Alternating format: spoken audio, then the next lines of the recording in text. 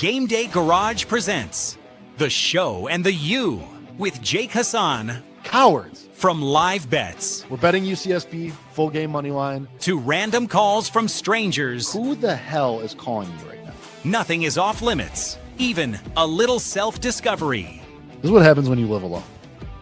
You kind of just talk to yourself sometimes. And maybe is it a sign of developing schizophrenia? Maybe. It's The Show and the You. College sports. Gotta love it. Here's Jake Hasan.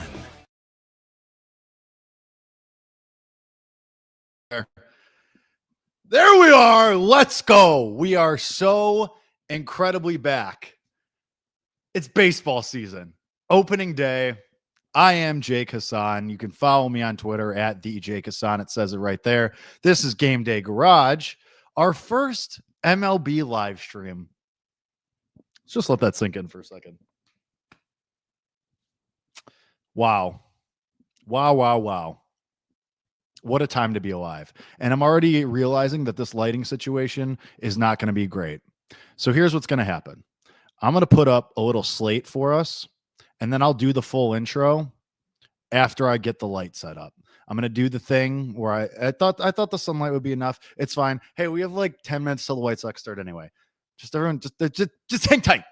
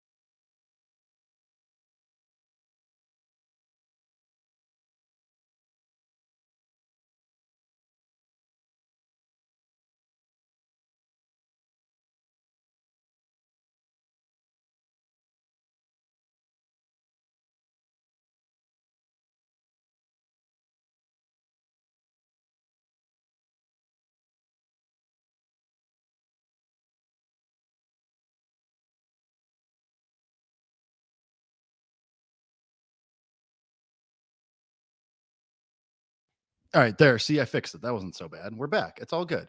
It's all good. Everybody just relax. We fixed it, sort of. I'm going to move this a little closer and move this a little closer. And that's going to go like that. And there we are. See, look, it's modern ingenuity, everybody. It doesn't really take much. Am I a little out of breath? Yeah, a little. It takes a lot to make sure that this production goes as smoothly as possible. I'm going to see who texted me. Oh, it's just my sister. We're good. Nobody really talks to me, so not that big of a deal. As you all know, the library, if you've been here for a while, is really the only entity that calls me. But we're here. Baseball season is on to us. No, this is not my first day. I did not learn. I try to trust in the power of the sun. God forbid somebody put their faith in Mother Nature. Okay? What? I'm not trying to pretend I'm stronger than the sun. And Colby Marcio, keep it to yourself if you still want to be a part of this stream. Don't answer that, because I would actually still like you to be a part of the stream, and I do appreciate your time very much. If you are just jumping in, this is GameDay Garage. I am Jake Hasan. We are here to watch the White Sox, which goes in like 7 minutes, and we have the Pirates and the Mets on, which it's the bottom of the second in that game, and what a cluster already that is. Paul Skeens has already left the game, if you need any indication of how that is going, which is to say not well.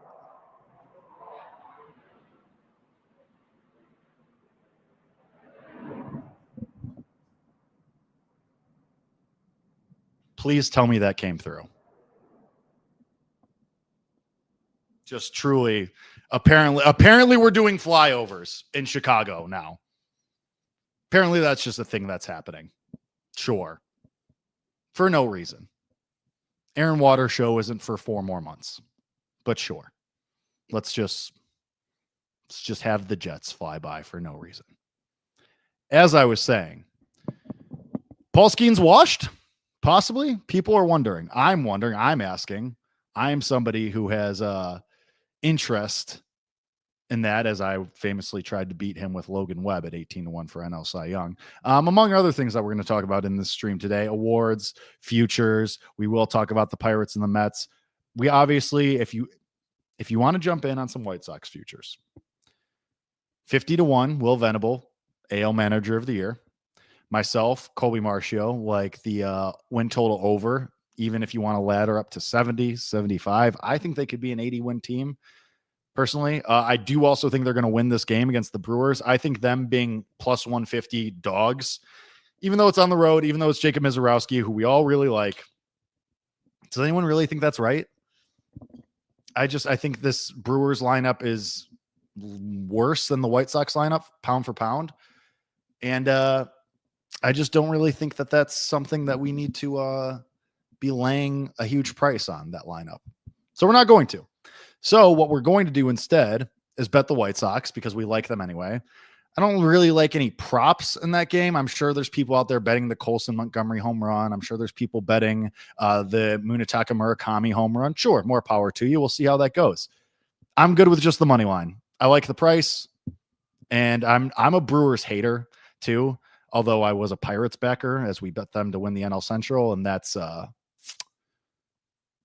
it's going not great right now, but it's the bottom of the second and the first game. It's the first game. We have 161 more games after this, everybody.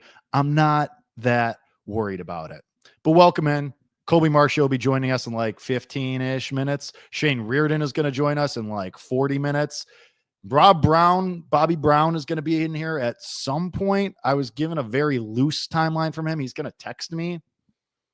Isaac Trotter also gave me a very loose, I'll be there. Maybe we'll get some Sweet 16 bets from him. And Femi Abebefe will be here at about 3 o'clock Central or so. He had to get a haircut, which I get. It's getting warmer. Got to get things right. Line yourself up. Well, I mean, he's not lining himself up. He's going to the barbershop for that reason. But you get what I'm saying. I got a haircut a couple weeks ago. Really only got one comment about it. That's okay. Nobody else really noticed. Anyway, happy opening day, everybody. If you have any bets, if you have any comments, if you have anything that you'd like to say, compliments, always appreciated and welcome. Criticisms, which are far more likely, also accepted.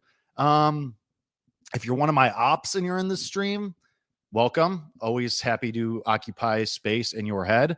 And hey, let's have a day. We're going to be here for like, I don't know if we're going to be here for the whole White Sox game. We'll see how it goes. But for now, we welcome you all in. White Sox money line is going to be the bet for this game. We are going to monitor Mets and Pirates as long as we go.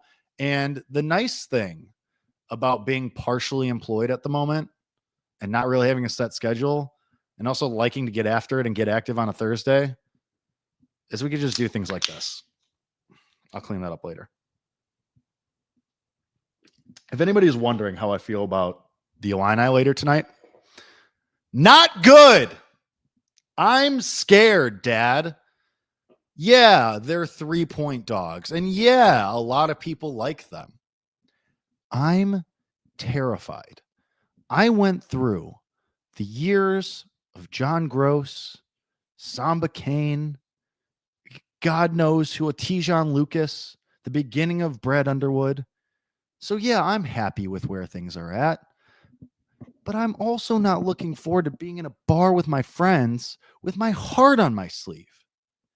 I don't know what's going to happen. I just know that win or lose, my blood pressure is going up, which is why you go to a local spot where the bartenders know you. And shout out our bartender who is retiring tonight, which we will be celebrating, which is also part of the reason that we're doing the stream today. And we already have an Old Style open. When Rob Brown joins, almost completely spelled that. When Rob Brown joins, we'll do some Malort because he's going to throw up in his mouth and also because it's fun for me. What else? Anything else that anybody wants to talk about? I don't really want to bring in Colby yet because also this is my show. Anything else that we got on the docket today as far as bets go? Wait, Femi just texted me. Oh, a betting price. Wait, no way. This can't be right. Paul Skeens, this takes precedent. At one book, Paul Skeens is now not your favorite for NL Cy Young. He has flipped. It's been 2 innings, by the way. And Yoshinobu Yamamoto is now your favorite for NL Cy Young. Sure. What the hell? Sure. Okay, let's do betting lesson 1 right now. Don't bet awards instinctively off of a 2-inning blow up from Paul Skeens. Everything will be okay. He's Paul Skeens. That's a weird text. Sure. He's Paul Skeens. He's going to be okay. I think more likely than not, he'll figure it out. Now, does that mean he's automatically going to win? Does that mean he needs to be the favorite? No, not necessarily. But just because Paul Skeens has one blow up doesn't mean we should go bet and jam Yamamoto. Who does that help? Let's all just take a breath. Let's all just relax and we can wait. It's okay to wait. You don't have to be the first person to jump in on a bet. It's just still very funny how these things move. And this is what happens when awards get left up. But I digress. No, those are already closed. Should I close that blind? Probably, right? Let's see what happens. I don't learn things. We're workshopping this. And I'm not going to put up the slate because I don't feel like it. Let's see if this is. Okay. That's something. Welcome to my home. Okay.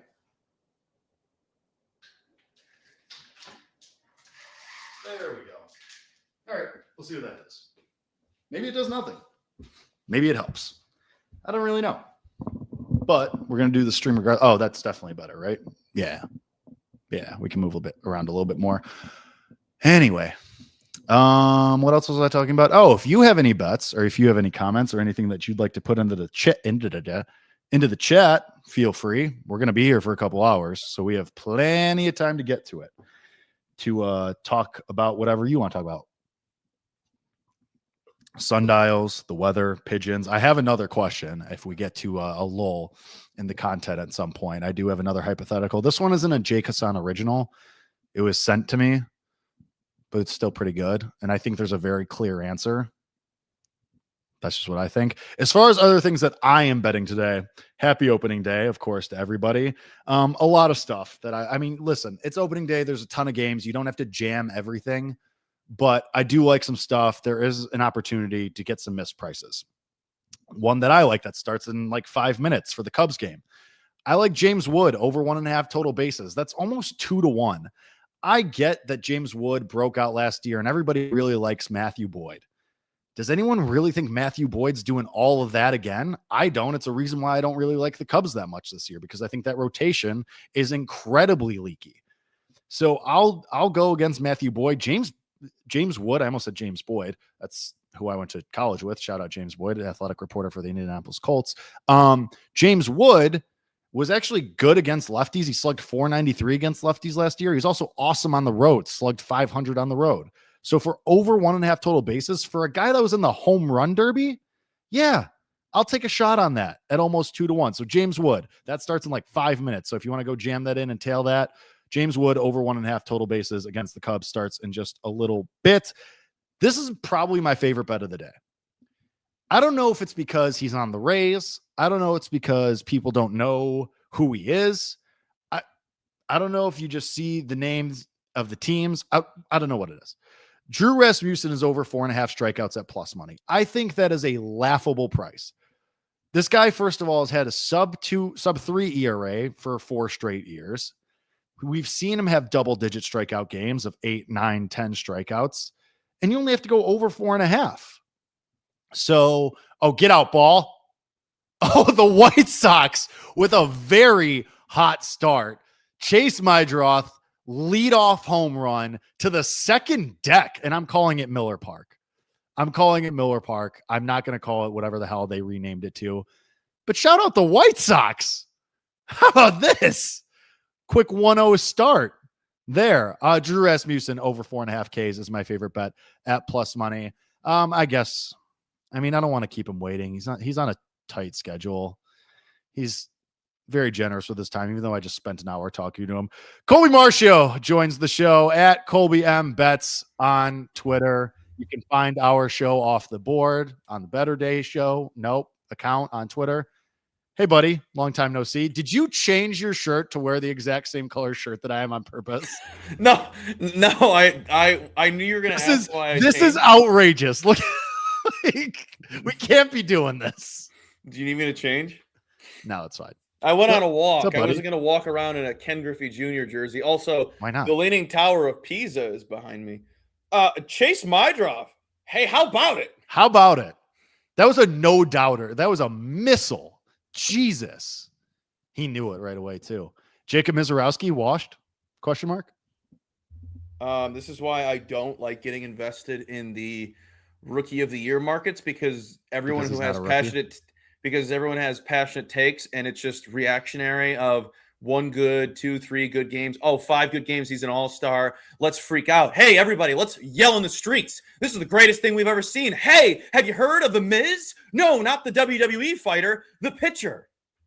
God, I was sick of hearing about him. Elsewhere, Brandon Lau now has 2 home runs today. He just hit his second off Freddie Peralta. Post the cards. No one had him. Post the cards. Well, yeah, no. You think? I don't think anybody had him for 1 home run. Post the cards, folks. The Mets now winning 5-3. The Pirates still have some work to do, but it's also the 3rd inning. I don't know if you were here for it, Colby, when I was talking about it, but Paul Skeens, speaking of reactionary, Paul Skeens no longer your favorite for NL Cy Young. Plus 400. Oh! Got to bet Yoshinobu Yamamoto before he starts tonight? Yeah, after he gets shelled 2 days ago. Come, give me a break, people. Give me a break. This is why I don't want to hear anyone's thoughts, takes of futures in baseball until I can go outside and get a decent tan. I don't care what happens. You're March, a very fair-skinned April. fellow. I don't know if you need it to be that long. Oh, I tan well, my friend. No, I know, but that's what I'm saying. Like you probably don't have to. It doesn't have to be that long before you can get a nice tan. I would, I got yesterday. Full transparency. I got defensive first because you're a notorious ball buster. Oh yeah, I'm the problem here. I'm notorious for the ball busting. I'm the one that's the problem here. You big giant baby. Is Nick Ashu still in chat? This is our 5th date, Nick. Just want to let you know. Is it our 5th date, or does that count because we've been doing a couple other shows too? Do those count as dates, or is those just professional occurrences? I think we have to be there since we're paid. Okay. Well, in that case, yeah, this is our 5th date. And I guess on 5th dates, we match, which is something that's happening right now as well. Real quick side note. Sure. Please go to my most recent tweet and tell me that isn't the most me thing you've ever seen. This is a visual show, and you want me to spend it's time. It's not. You can verbally say what it is. I know, but now I have to spend time. God forbid you do Twitter verbal page. memes. Thankfully, you're at the top of my GameDay Garage. notifications. Can you let me speak? Anyway, me sending off my friends? Yeah, nope. So Colby quote tweeted the Cubs. Well, it's the MLB account, but it's basically just the Cubs national anthem singer screaming into the mic for one singular note. And Colby quote tweeted and said, "Me sending any of my friends a voice message through text. I wish I was joking." No, it's not even just text voice messages. It's Instagram too. Anytime Colby Marcio sends me anything on Instagram, it's always every single time met with a voice note. And it's never even words. It's just noises. 29 years old. Never grow up, folks. No, I mean, it is funny. It's a good bit. Can I tell you which one tickles me? Yeah, no, most? Sure, man. This is your show. Go ahead. Yeah. When I send you something where I know you're not going to get like the biggest kick out of, and you'll send me the reaction question mark. That's when I know I got you. Because some of the stuff you send, I just have to like stare at my phone and just think about what I just watched. Like I just have to sit there. Mm-hmm. And it's ridiculous. I mean, you're a ridiculous human, and I do mean that as a compliment. So anyway, how about our White Sox though? 1-0 lead, top of the 1st inning. Oh, here's their best hitter, batting 4th. Oh, here we go. Here's time for them to run away with it. Here's Andrew Benintendi in the cleanup spot. How many home runs has he hit? Let's not put the guy we spent tens of millions of dollars on to bring over from Japan that we installed bidets for. Let's not hit him 4th or 3rd. Let's hit him 6th. Hold on. That makes sense. Sure. Can I just say the fact that Benintendi's had 40 home runs in the last 2 seasons, the 2020 back-to-back. He had a 738 OPS last year. What are we talking about? If you told me he hit 12 home runs last year, I would have said, yep, that's correct. I mean, I don't even know if he got to double digits. No, he had 20 last year. The year before that, 20. 2023, he had 5 because he's a juggernaut. Hey, you know what that sounds like to me? A 6th hitter. That sounds like a 6th hitter, not a cleanup. No, 6th hitter. That's Eugenio Suarez. He's more of 7. I would put him 8. I would have Austin Hayes above him. Yes. And then Mooney, Hayes, him. Yeah. Granted, first pancake, first lineup of the year. We both really like Will Venable. Could easily make adjustments. I do think that, like, if he hits a home run, I'll piss my pants. I will cry laughing. I do think that there is something to be said for, okay, this is this guy's first true Major League Baseball action against a former playoff team in the Brewers, against a kid that has a ton of upside in Jacob Mizorowski. Maybe you don't want to throw him directly into the fire, but like, you signed him for a reason. What are we talking about here? Like, put him 4th, put him 5th, let him drive in some runs. Oh, shocker. Strikes out. Shocker. Yeah. I mean, he stinks. 101 on Mizorowski. What he can do is so insane. So you like the White Sox. You're on their win total over. Hot start for them. We like the Will Venable over. Why don't you tell the people who weren't in our show about an hour or two ago what else you got cooking, my king? Yeah. So what is it? The 2 o'clock Central, 3 o'clock hour, going to the East Coast, where I have a Silly Goose Parlay, also known as an SGP. Sure. Fun fact, when I used to call them Silly Goose Parlays, didn't realize I made it SGP. That was on accident. That doesn't surprise me. Smart, and I didn't know. That doesn't surprise me. Anywho, Pete Alonso, Gunnar Henderson, just to get a hit today. I got it at plus 102. Mm-hmm. I told everybody that watched on Off the Board an hour plus ago, don't pay juice today. I mean, you are Jake, I think you told me it was like plus 116 or minus 116, excuse me, for this parlay right now. I do agree it's not a bad price, but again, there's other places you can attack and have fun. It's opening day. It's not that serious to where you gotta be involved. It's not like it's the NFL where it's the first game of the season. You gotta wait a week for the next ones. There's gonna be games tomorrow. There's more games tomorrow, everybody. Yeah, but I have great trends with Pete. He does very well against Joe Ryan. So does Gunnar. All the pitches that Joe Ryan throws. But Pete Alonso at 111 elite ratings records a hit nearly 70% of the time, leaves the yard 28.83% of the time, 2+ bases 54% of the time. Gunnar in 218 elite ratings over on batters-box.com. Don't forget the hyphen. Records a hit 71.5% of the time. Records a home run 17% of the time, 2+ bases nearly 50% of the time. I took both of their home runs as a sprinkle play. Joe Ryan today is the 4th worst rating among active starters today. Really? 4th worst rating. Were you not listening when I said it the first time? Anywho, worst average hitter matchup ISO, 7th highest hard contact allowed. This spring, 49 hitters faced, has a 464 expected FIP, allowing 51% hard contact, 501 x slugging to opposing hitters. Last season overall, 41.8% hard contact allowed, 47.1% fly ball rate, expected slugging 416 for opposing hitters, and he's a 50% fastballs. Both those guys have great numbers against the rest of his arsenal. Fastballs overall last season, Pete 266 batting average, 940 OPS, 164 WRC plus. Henderson 337, 973 OPS, 181 WRC plus. Sprinkle the home run. Put whatever you want if you can get plus money on the hit parlay. Don't go crazy. Go crazy, folks. Go crazy. Not today.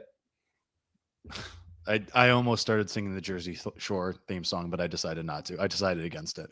Our guy Brian Giles is with you on the Gunnar and the Pete home run. I don't hate the Schwarber home run either today, but I'm not. Yeah, it's too early to bet on him. I just don't know what that's going to be with him. He had a career year last year, and now we're both worried about him. I mean, I just think it's natural regression. I don't like that Phillies team overall either. Like, here's a Dolis Garcia to save you. Sure, why not? What morale do they have? What?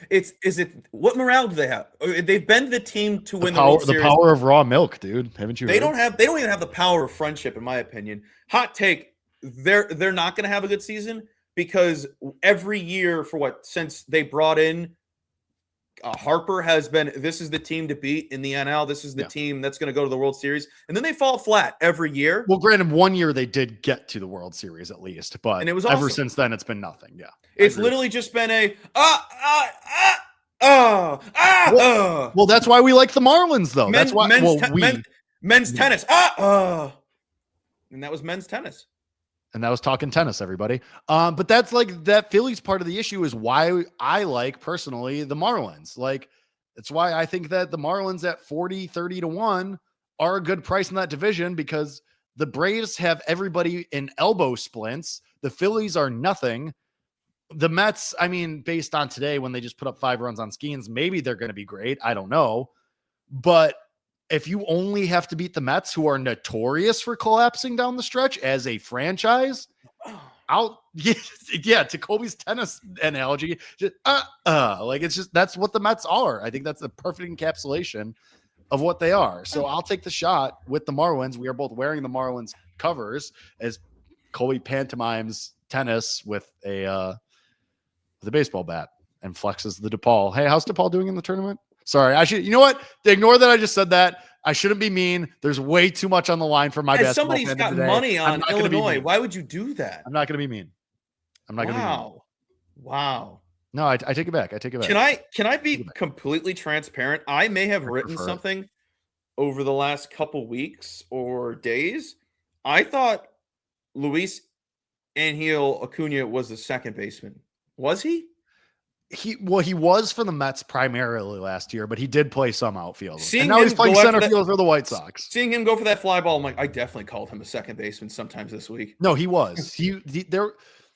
And that's what everybody, do you remember when everybody was betting Luis Angel Acuna last year for Rookie of the Year? Do you remember this? No. There was like a weird period in like July, I want to say. Mm-hmm. And there were people like, oh, we gotta bet Luis Angel Acuna, gotta bet Acuna. Look at his WAR numbers. And I'm like, yeah, because he's playing, which fine. Like Rookie of the Year is genuinely. He didn't play every day, did he? What? He didn't play every day, did he? No. So that was part of the issue.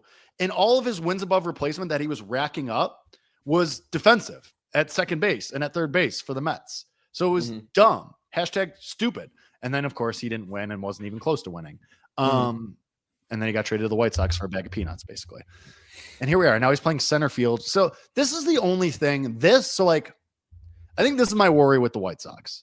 Things like what we just talked about. Andrew frickin' Benintendi hitting cleanup. Luis Angel Acuna in center field. Like, just dumb little things like that. Where I'm like, did we make a bad bet? Are we the idiots, actually? Or is this going to get ironed out where, okay, it'll be fine and they'll figure it out and they'll just make adjustments as the season goes on. Like if we get 2 weeks from now and Andrew Benintendi is still batting fourth, I'm going to have an aneurysm. Colby Marcio, please proceed. Question for Jake Jake H. Question for Jake H. Hi, Colby Marcio, better day, does what he wants. You say you're going to feel like an idiot if we're wrong about the White Sox. Yeah. But do you have 7 futures on Vinny Pasquantino? Does that make you feel better, worse? It does make me feel slightly better. Yeah. I'll be honest with you. Listen, I ragged on you for the Vinny P angles. And then he had the 3 home run game. I ragged on you. I ragged on you for the MVP bet more so than the home run bet. Here's the reason why I did the most home runs in the MVP at the time I did. That was when I found out about the fence. There was nothing else out. So I was like, I might as well. Assuming that the market was going to overreact. And then they underreacted. And to be clear, the market has adjusted towards you. Drastically. You have a much better number now. So I will give you credit there. Okay, yeah, that does make me feel better. Actually, thanks for saying that. I would Giles appreciate down below. Check my Substack. I wrote up what I thought about Schwarber tonight. Okay, sure. I wrote up everything I thought about Schwarber. I'm not betting it. Full transparency on that. I'm not betting it, but I wrote down why you should if you were to, and I know you're already on it. But yeah.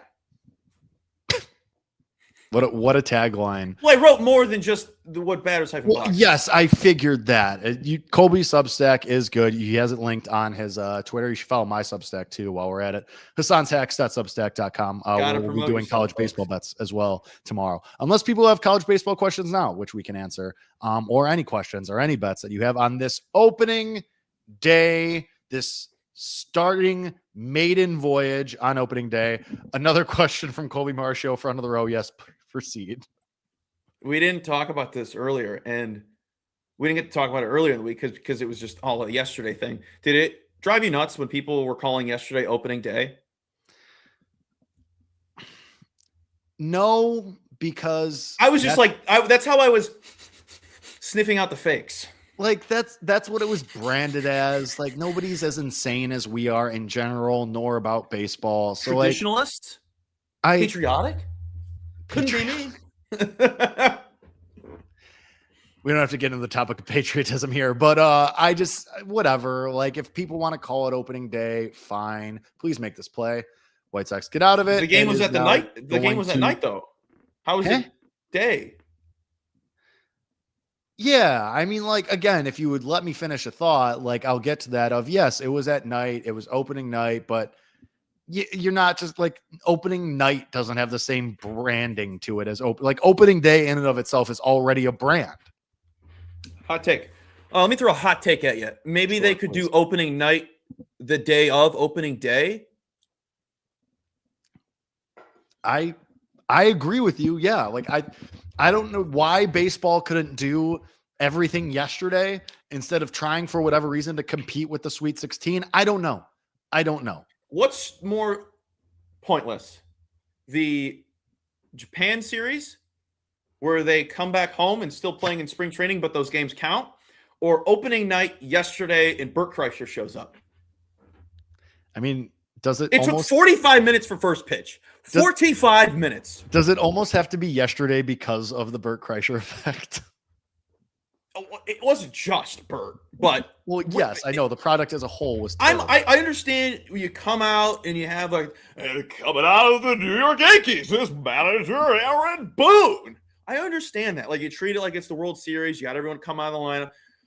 Hey, I got an idea. Let's do that half hour prior to 7:05. Yeah. But but nobody's going to show up at 6:35 for that. You have to bill it at 7:00 so that people are going to show up expecting the game. It's 5:00. And then it's just all the pageantry. So that was like 5:45. The game started for them. Sure. Yes. It's bad. It's all bad. And we're going to have to sit through it again at the All-Star break for the Home Run Derby when Netflix has it all again. You thought it was bad yesterday. Get ready for Bert Kreischer and get ready for Dude Perfect at the Home Run Derby. I will bet Jake. I'll bet you $20 right now. Dude Perfect is at the Home Run Derby. I bet you $20 right now. I'll bet you more it's somebody worse, and I have the name in my mind right now. You ready? Say it.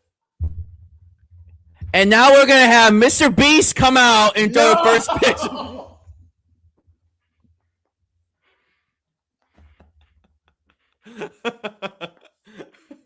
And he's gonna throw everybody chocolates. Everybody say hello, Mr. Beast. Mr. Beast. I think what really made that was how over modulated the mic got. Mr. Beast. Oh God, you're so right. Dude Perfect's done. First of all, they do round the country tours. Yeah. Dude, I think I would rather have Dude Perfect than Mr. Beast. I haven't watched a Dude Perfect video since they were fresh. 20 years. Yeah. When they were still at Texas A&M. I was a virgin. No, I didn't. No, I didn't say that. Oh, that's what I thought you said. That was crazy. No, I didn't. No, I've watched a Dude Perfect video 20 years. They're Disney Channel characters, but real people. Well, they got the bag. That's why. Like, good for them. Oh, Austin Hayes hit 360 in spring. Good for him. Former Red. Oriole, right? Oriole? Former Red, I think. Who am I thinking of? Nate McLouth. I don't know. No, another Hayes, Goober. Let's see. You've been using Goober a lot lately. Is this a rebrand for you? No, you should hear the stuff I do for that eBay show. How I don't like cussing on shows, so I'll say like rear end, and my other friends will join and be like, "Are you trying not to cuss?" I go, "Yes." You should just go by the Stephen A. Smith list of rules for cussing. It's like, what is it, like ass, hell, and crap are okay, but everything else is off the board. Yeah. Oh, hold on, everyone! Moment of silence. Mooney's up. Okay, so I'm already one pitch in, so am I. So you want to do a moment of silence for the second pitch of his MLB at bat? Next one was a ball. It doesn't matter. It was. I'm literally looking at it right now. You're behind me. Munetaka Murakami, who was among the favorites for AL Rookie of the Year. I kind of think Kevin McGonigal, Minerva's nephew. I think he's just going to win. The value's kind of sucked out of it. He's like 4-1 now. I think he's still behind Trey Savage at last check, but I think he's going to be playing shortstop for a Tigers team that everybody likes, that everybody's into, for as long as they have Tariq Skubal, even though I kind of think that they're going to trade him. I kind of think McGonigal just runs away with it. This might just be one of those wire-to-wire winners like Corbin Carroll a couple of years ago or Julio Rodriguez before that. But if you're wanting to bet Murakami, like, don't. You got huge plums. I think what we're about to see in this next pitch is that there's way too much swing and miss in this game. Like, I just don't think, like, even if he hits 30 home runs, I just think he's going to strike out 170 times, and that's kind of going to offset.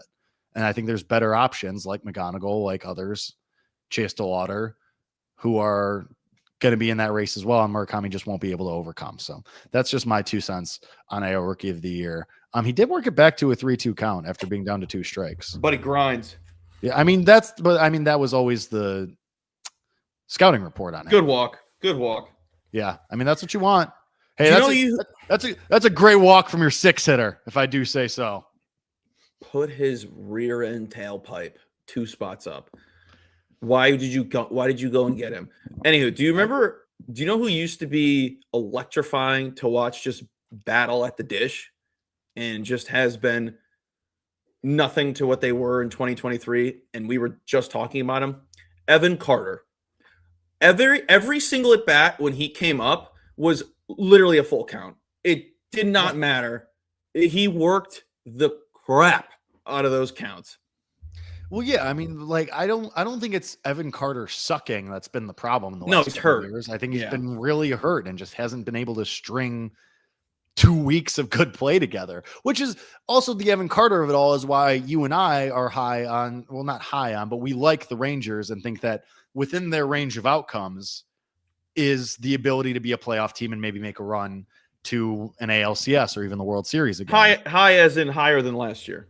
Yes. We both really like the manager, 14-1 and AL manager of the year. That's all, folks.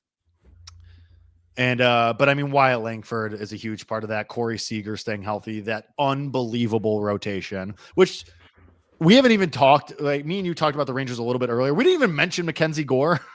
Like, he's just your third starter. We're not trying to forget about him. It's such a sexy rotation. It's really good. Eovaldi, DeGrom, Kenzie Gore, Leiter, and then put Kumar Rocker as your closer. He should be the closer. Joey Weimer hits a home run for the Nationals. So now they are up over the Cubs 1-0, top of the second. Wow, Matthew Boyd, maybe watch. Joey Weimer was one of the top-rated batters on Batters-Bucks this morning, too. I did think about betting him at a big price, but dude, they're 1 run away from cashing their plus 130 first 5 total. Sorry, I had to sneeze. Yeah, that's how math works, Colby. I saw a photo of you today. You looked good. You were getting ready for your game. Where? Tiger's Twitter. So this is the return of the bit where Colby says that I look like Riley Green, which was a bit started by Robbie Triano anyway, who I don't know if he's in this stream or not. I hope he is, but he's probably also working at his, actual job. Yeah, I don't see it. I don't see the Riley Green comparisons. I never have. I'm not mad about it. Handsome guy, but I just don't know where it comes from. I don't get it. Okay, great. Thanks for contributing to that, even though you brought it up. If you can't see it, I don't know how else. I don't. Maybe it's because I'm so used to my own face. It's this. It's here down. So my entire face. You could add the hair in too, yeah. Thanks. I don't know. I think it's maybe my beard is too long, or I'm just too. You should have him take off his shirt and see if he's got that chest patch. Yeah. No, so the shirt off is behind the paywall. You can DM me for that passcode, but fellas only. Yeah, homies only, fellas only. Fellas, can you take your shirt off on a live stream while you're watching a White Sox game? Wait, why did Nick comment that? It's hard to say. Speaking of hard, no, I'm kidding. And stop. Don't just let it go. Just let it go. Just let it go. This is why we can't be alone for too long. Edgar Quirio. I don't remember him. Edgar Caro, dude. He got called up before Kyle Teal, and he started the year. Caro did last year. Like he was hitting like 370 through like the first 3 weeks, and then Kyle Teal got called up, and Caro kind of got kicked to sometimes DH duty, mostly backup catcher duty. And now with Kyle Teal obviously hurt with the hamstring injury for a couple more weeks, Caro's back in the mix. Even though I think Kyle Teal, once he gets back, this is when that lineup kind of takes another jump forward. Like, because Kyle Teal is probably hitting. I mean, is he hitting fourth in this lineup? Is he? I mean, he's got to be hitting ahead of Hayes, right? I would say a perfect lineup for them, not like for majors, would be the three they already have: Mooney, Teal, Hayes, Benintendi, and then let it be randomized. Who cares? Yeah. Put Acuna last, whatever. You want some speed at the end of the lineup. Driving runs from the top of the order. You just trade for an actual center fielder would be my solution. But what is this car? You seen this Car Shield commercial? Is that supposed to be? Is that supposed to be Baugh with the Baugh? No, dude, that's Eric Burns. Who's that? You remember he used to be on MLB Network for like. I mean, he was on MLB Network for. Why does he look like Kid Rock? Tell me. What a loaded question that is. Is this a Kid Rock cosplay? I don't know why you'd want to do that, but whatever. Well, yes, neither do I. Kid Rock does not look. Not that he ever looked great. Really, not looking good these days. I don't know. Lip singer. But Eric Burns, he when MLB Network started, Burns was like their number one analyst, and he was the wacky guy. He was the guy that he was the one like jumping up and down and doing the field demonstrations and sliding through the studio props. Like he was the wacky guy. I don't know. And now he's kind of been phased out, but apparently he's doing Car Shield commercials now. So get that bag, King. If Car Shield wants to pay me, I will happily answer the call. Pirates are in danger again. First and second, no outs, bottom of the fourth to the Mets. I still don't believe in the Mets. I still kind of believe in the Pirates. Ooh, let's see. Bo Bichette's second at bat. Big crunch time here. Fact-finding mission. I keep forgetting that Bo Bichette is a Met. I think people forget Simeon's a Met more. Oh my God, you're right. Damn. That one is the one I think about the most. That's so bizarre. Because having Simeon bat 7-8 is kind of the perfect 7-8 spot guy. And Jorge Polanco. Yeah. Underrated bat. To play first base. Hey, when you got a stud, you got a stud. Is he a stud though? That was being pure facetious. So okay, cool. r/facetious. Facetious? Per use facetious. And Bo Bichette strikes out. Awesome. Good job. Another enthralling at bat. Another really enthralling at bat, as this show is also enthralling for everybody that is part of it. You get to talk to Femi? Dude. Yeah, I get to talk to Femi. I texted him like a couple hours ago. I said, hey, you want to talk awards? You want to be in here? And he said, I got to get a haircut at 2 p.m. Eastern, but I'll be in. Wait, what did he say? He said, hold on. I just want to say, if Femi's listening out there, Femi, making you laugh makes me feel. Oh, Femi, also, if you're listening, I'm sorry that you texted me your email earlier, and I completely forgot about that. The pre-workout was talking to me like the Green Goblin mask. My bad. Yeah, he said, he said, I have a haircut at 2 p.m. Eastern, but should be back home by 3:30 p.m. Eastern. Could I hop on after that? I said, absolutely. I talked to Femi yesterday because I was on his Vison show and we talked and I made him laugh a lot, which was awesome. But the best is when you're in the middle of talking and you know you said something funny and then you hear him laugh. Yeah. And then you try not to stumble on making yourself then laugh.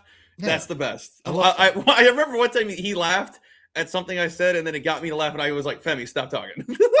Mute yourself. No, we're gonna have Femi Bebefe here in like an hour and a half or so. We're gonna have Shane Reardon in like 20 minutes.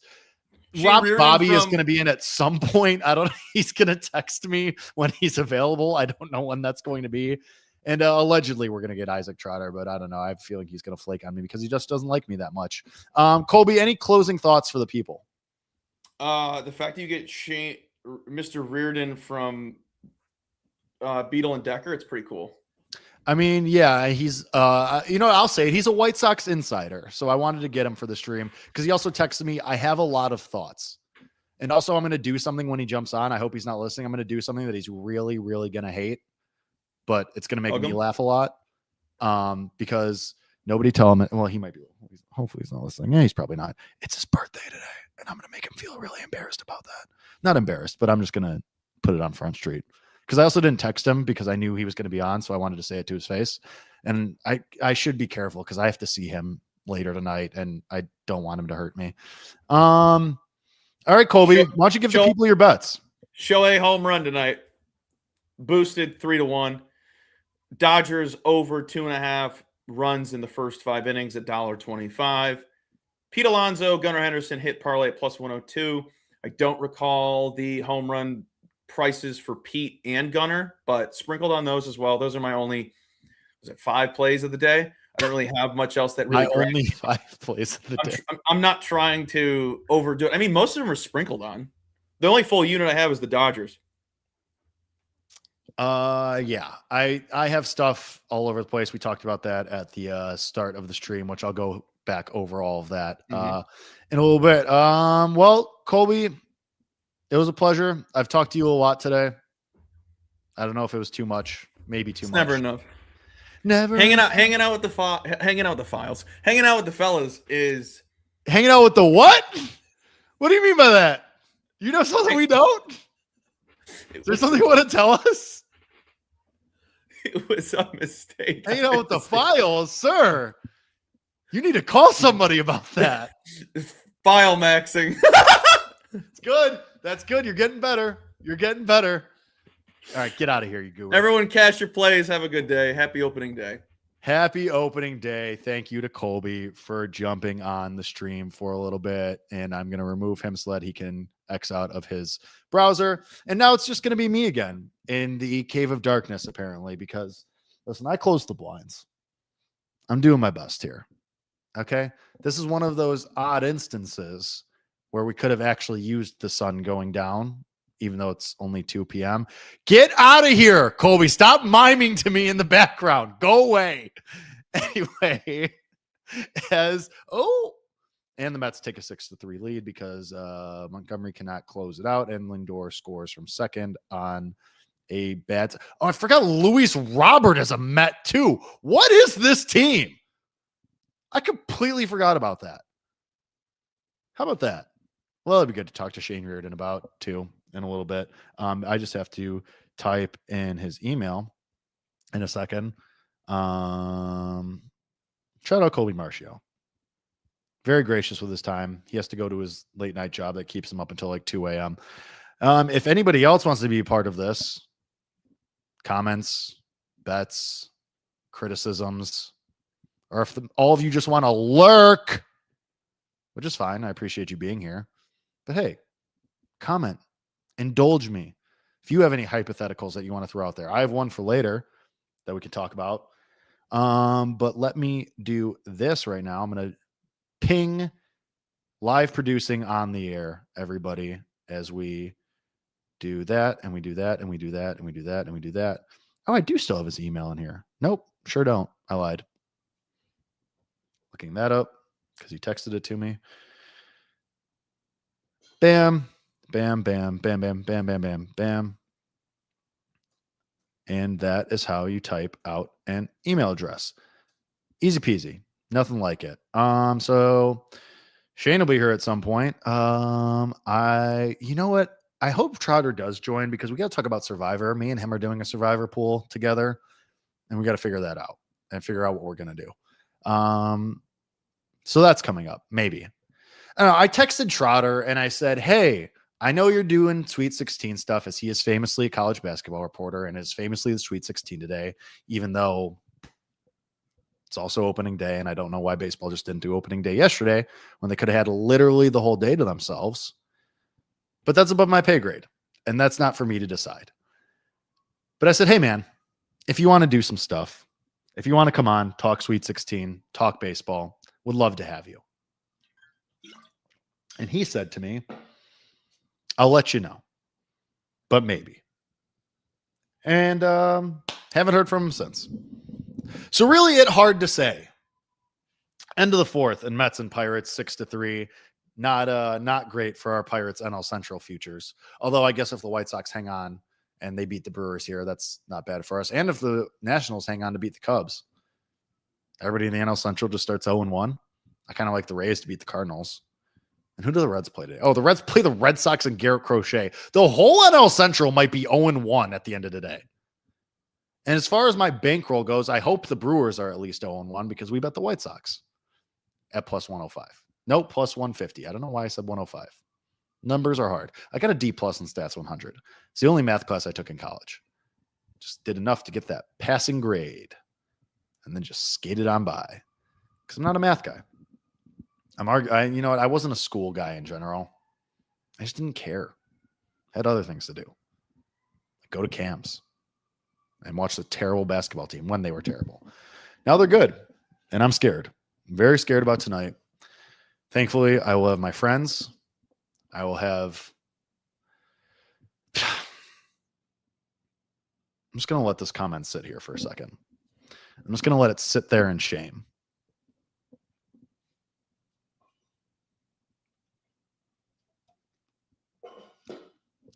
No, the Nationals are not a playoff team. If the Nationals win this game and furthermore win the series against the Cubs, I think that says way more about the Cubs than it does about the Nationals. Now, far be it from me to make things about myself, would take a little bit of a victory lap on the Cubs because I just don't think they're that great. I think they're exceptionally, aggressively mediocre. And most of before you start coming at me about PCA, who is still aggressively mediocre, before you start coming at me about Alex Bregman and Moises Ballesteros, who's not even going to sniff NL Rookie of the Year, mind you, the Cubs are aggressively mediocre because of their rotation. I don't think Matthew Boyd is going to do that again, as evidenced by giving up a home run to Joey Wiemer, barely nowhere. And then it's Edward Cabrera, who you gave up a ton for. He has a damaged UCL already, ended the year last year with an elbow injury. Cade Horton could have won NL Rookie of the Year, didn't. Why? Injured. Shota Imanaga, not even close to what he was 3 years ago. And then whoever you're throwing there in the fifth spot. Why am I getting so burpy right now? Probably because I'm getting worked up. I don't know. I digress. Brain just completely stopped working there for a second. Had to do a little reset. My bad. I just don't think that the Cubs really, not that they, okay, let me rephrase. I just don't think the Cubs are the powerhouse that everybody is making them out to be. I don't think they are so far and away better than everybody else in the NL Central. That's why I bet the Pirates at 12-1 earlier in the winter to win the NL Central. Now that's a further price, and I mean, they're losing 6-3 right now, but I think that's an encapsulation of what this NL Central is. The Cardinals, god awful. The Pirates, trying at least, but probably still not great. The Brewers, a bunch of dudes on a field, no doubt about that. The Cubs, the rotation scares me. And the Reds, I think, are very high ceiling, high floor. Speaking of the Pirates, they get a run back. It is now 6-4, courtesy of a double down the corner. Was that Ryan O'Hearn? Good for him. First game as a Pirate. Gets an RBI. Nope, that is Henry Davis. Big white guy. What do you want from me? I don't know. God, Henry Davis, once upon a time, the number 1 overall pick in baseball. Ooh, and the White Sox cough up the lead. This is a tie game. That is really not Shane Smith's fault. It was a blue duck snort single in the right field, just over the second baseman's head. You live with those. It's still a 1-1 game. So now it's basically a new game. It's 0-0. What was I saying about the Pirates? Back to the top of the lineup for them. No outs, top of the 5th. O'Neal Cruz, is this ever going to be anything? I think he's good. He's an all-star. Remember when the stream was supposed to be about the White Sox, and now we're talking about the Pirates too? Because I just got a text. Shout out Sean Haw. Sean, you are my everything. Shane Smith is not ass. Is he great? No. But he's a guy now, extreme Collinsworth voice. Now here's a guy. He'll probably get a couple all-star games under his belt in his career, but he's not ass. Should he be an opening day starter? Probably not. But that's why you have guys like Hagen Smith in the minors who will one day come up and take the ace role. But Shane Smith is exactly what he is. You know what you're getting. He's a guy who the metrics are always going to say he should be a 4.45 ERA guy. But because of the ground balls that he gets, he's always going to be in that 3.5, 3.7 ERA range. He is not ass, but to use a term that I've used way too much already today, he's just aggressively mediocre with a little bit of all-star upside.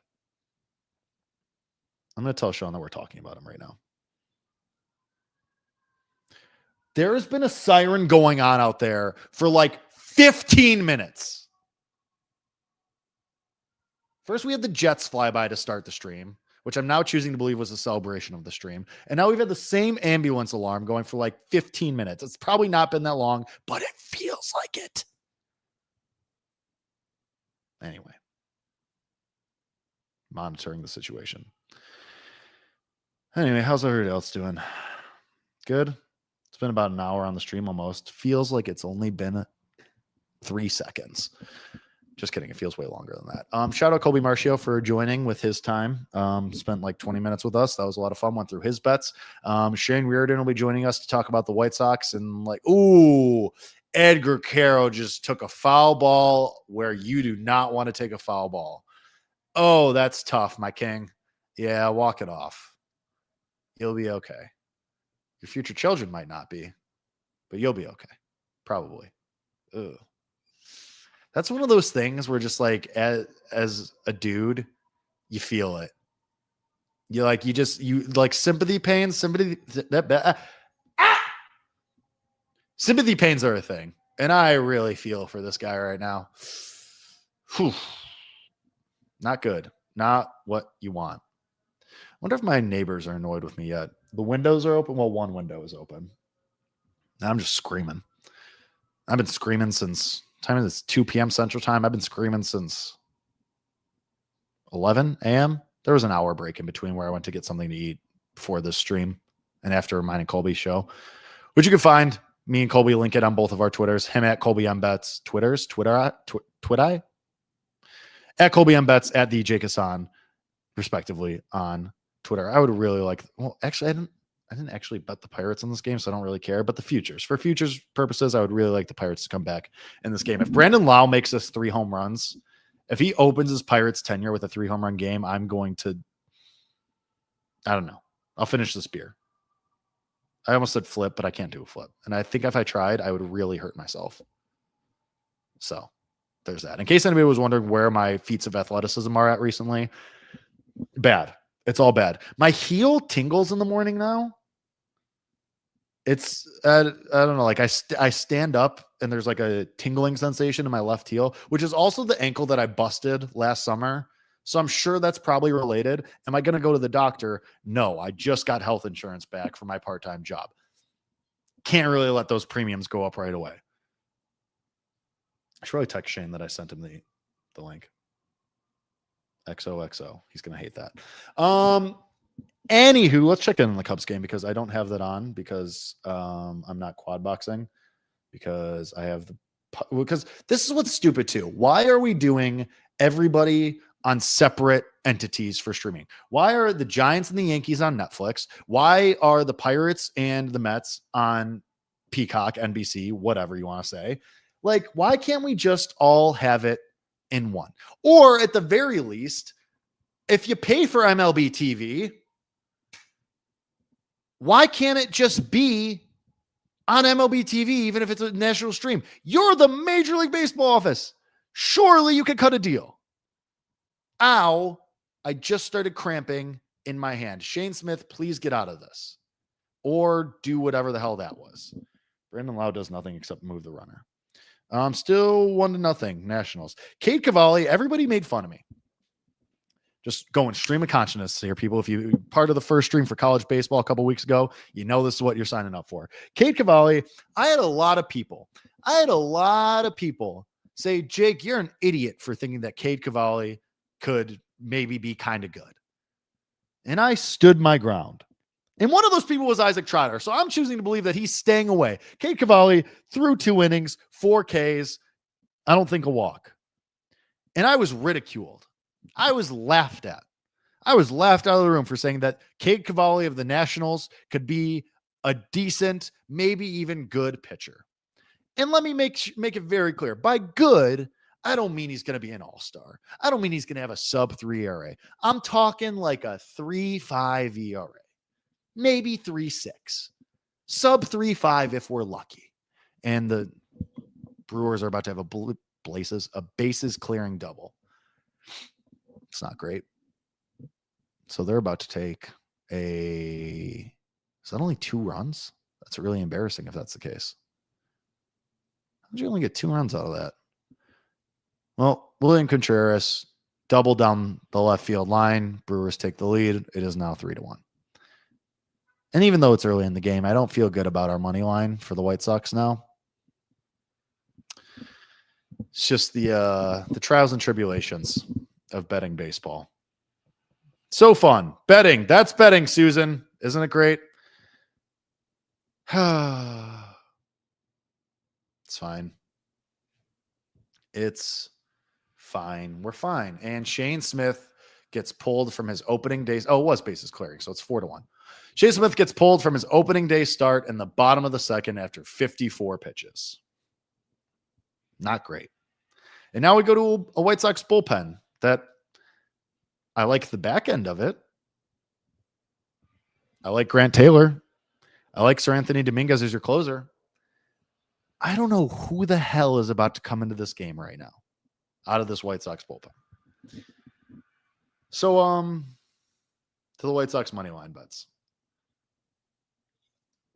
Even though the game's not over yet, but not what you want. William Contreras may be back. It's hard to say. Also, because this game is on still, not to give anybody emotional whiplash here as we pivot over to the New York Mets Pittsburgh Pirates game, because the Pirates are going to try and scratch one more across here and make this a 1-run game. The Freddie Peralta of it all with the Mets right now, and what's happening here might be about, he's already given up 4 to the Pirates, and it's the top of the 5th. Maybe gives up 5 in 5 here. Did anyone see Freddie Peralta's home road splits when he got traded from the Brewers to the Mets? No. Well, please allow me to indulge myself mostly, but also you, dear listener and dear viewer. Now, do I have to talk for a couple more seconds because I just got a stupid Fanatics ad as I'm trying to type in Freddie Peralta's name on Baseball Reference? Yes. Is it something that's happening? Yes. Is it making me really blood boiling mad? Also, yes. But we press on because I'm a professional for the most part. Sort of. Depends on who you ask, I guess. Here we go. Home and away for Freddie Peralta last year. He gets through it through 5-4 and runs. But Freddie Peralta last year for the Brewers, mind you, at home, indoors, nice park in Milwaukee, not open to the elements for the most part. Sometimes they open the roof. Retractable roof, let's put it that way. Controlled conditions, let's put it that way. Sean Newcomb, I guess he was fine as a reliever last year. We'll see how this goes with a 4-1 deficit. 2 outs, bottom of the second. Back to the Freddie Peralta of it all. 17 games, 9-1 record, 1.77 ERA. Away from, I'm calling it Miller Park because I think their current name for the Brewer Stadium is very, very stupid. And Miller Park is much cooler. Away from there, 8-5, 3.71 ERA and 16 starts. I just am not sure that this experiment and giving Freddie Peralta all of that money, and that's the reason that everybody likes the Mets. Oh, look at their pitching depth. Look at how much they've revamped everything. Okay, they have Jorge Polanco playing first. They have Bo Bichette playing third. What? Okay. I like Noah McLean. Oh, the Cubs tied the game. Good for them. Michael Busch, single. Dansby Swanson scores. Very cool. On a throwing area by Cade Cavalli. I'm just going to pretend like I never said any of those good things about Cade Cavalli. Anyway. What was I saying? Oh, Freddie Peralta and the Mets. And the reason that I like the Miami Marlins in that division instead of the Mets. Because I think that this is like the Mets, everybody is telling themselves, oh, they're star-studded. Oh, they're just going to run away with this division. Really? Have you watched the Mets at all over the last ever? Remember the super rotation of Syndergaard, Harvey, and DeGrom? Remember when Lindor first got there? Remember the Lindor-Baez pairing? Remember Lindor and Soto last year? Remember when Kodai Senga first got there? We do this year after year after year with the Mets, where it's, oh, they're one piece away, and then they add the piece, and then it's still fine, cool. And I like Carson Bench, who's playing right field for them today, 22-1 for NL Rookie of the Year. And of course, Juan Soto and Francisco Lindor are awesome. But you get through that rotation, it's Freddie Peralta, who is having an okay start to start the year. Kodai Senga, who can never stay healthy. Clay Holmes, who's fine. And Noel McLean. Okay. I feel the same way about the Mets rotation as I do about the Cubs.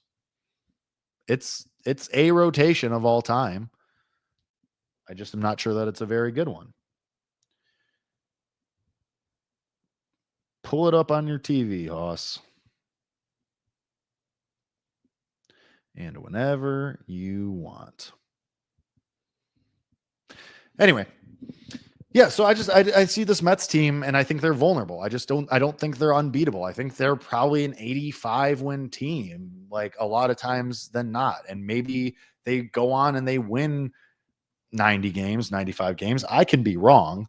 I just think that there's a chance that I'm not wrong and that they fall back to earth and that they're in a dogfight for the division with the Miami Marlins, because I don't like the Braves and I don't like the Phillies. And I think the Marlins have a good core with Xavier Edwards and Jacob Marcy and Augustin Ramirez and Connor Norby. And who else am I forgetting? Owen Cassie, who they traded for in the Edward Cabrera deal, among others.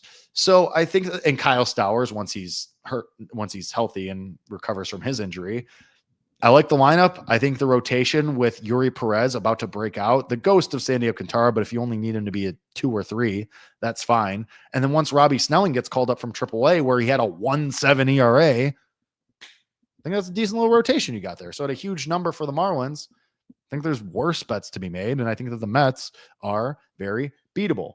Luis Angel Acuna, just when he's up at the plate, it is like offensive to the eyeballs. He's just not very good. But anyway, go back to the top of the order now, finally, mercifully for the White Sox. On the top of the third with 1 out, Chase Meidroth back to the plate, even though what? I wasn't going anywhere with that.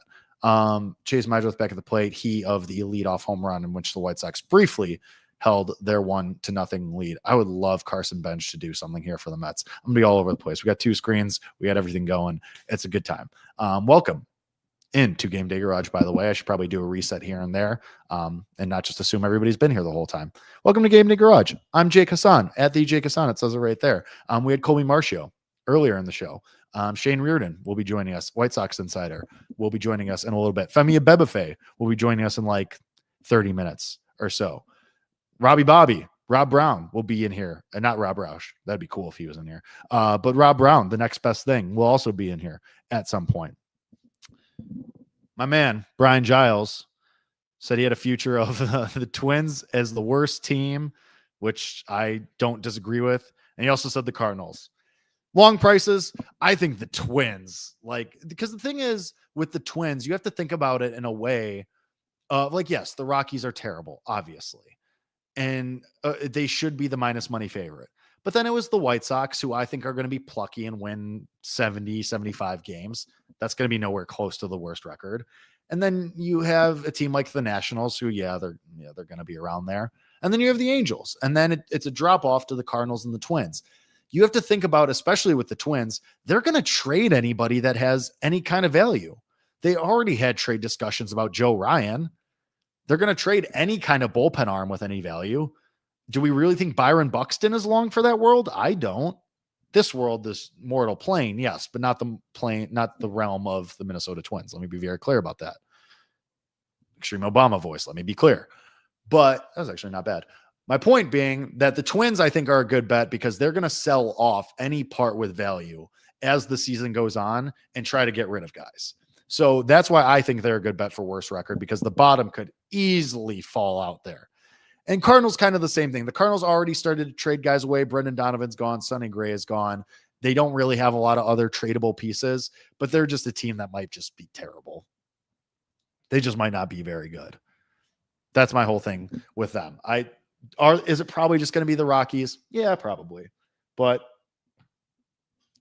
might as well take some shots, right?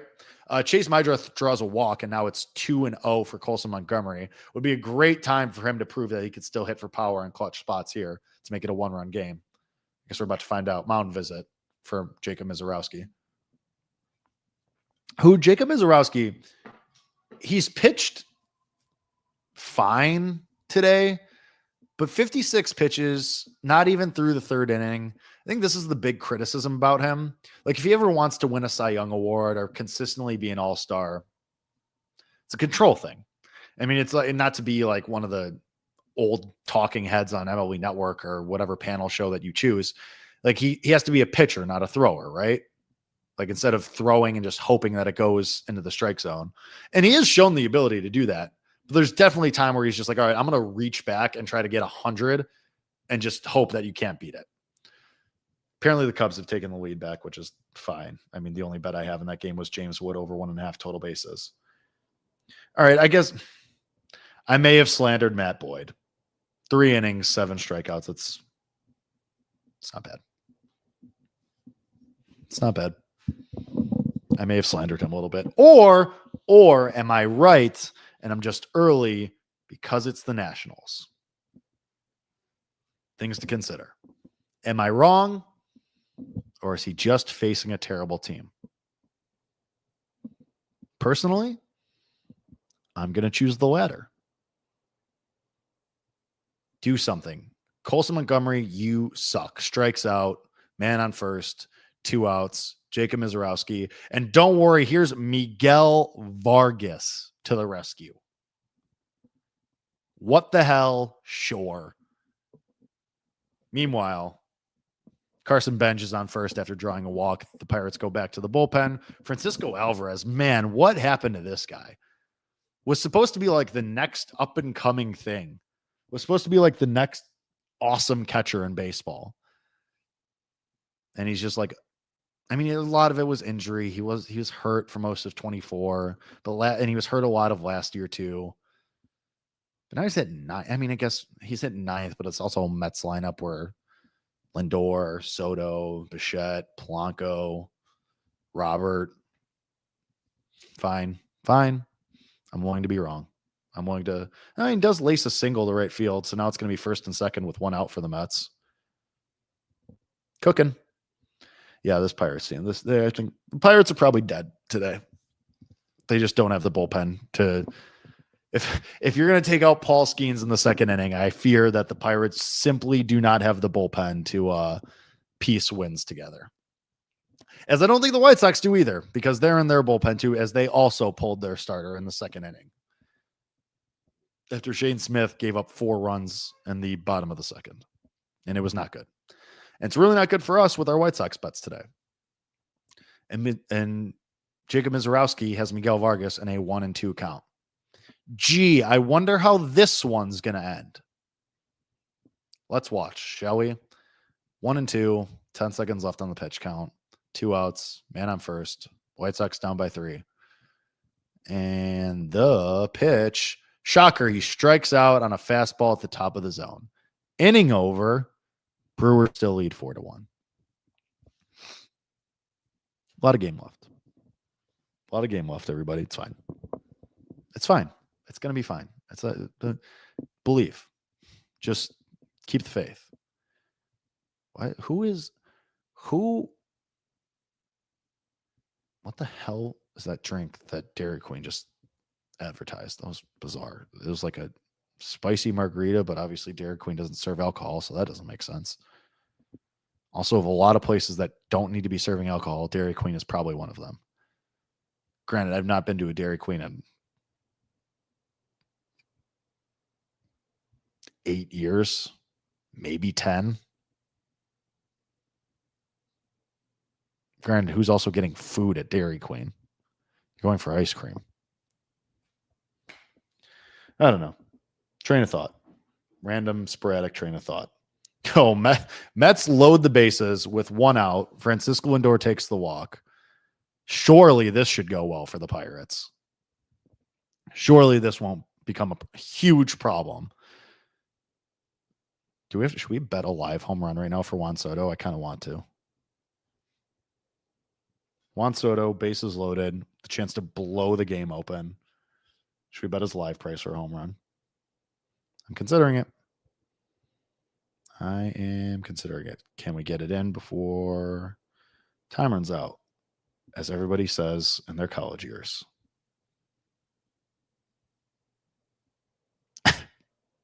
Anyway, moving on. 1-0. Come on, let me bet it. Oh, here we go. Nope, it's not letting me do that. That sucks. Damn.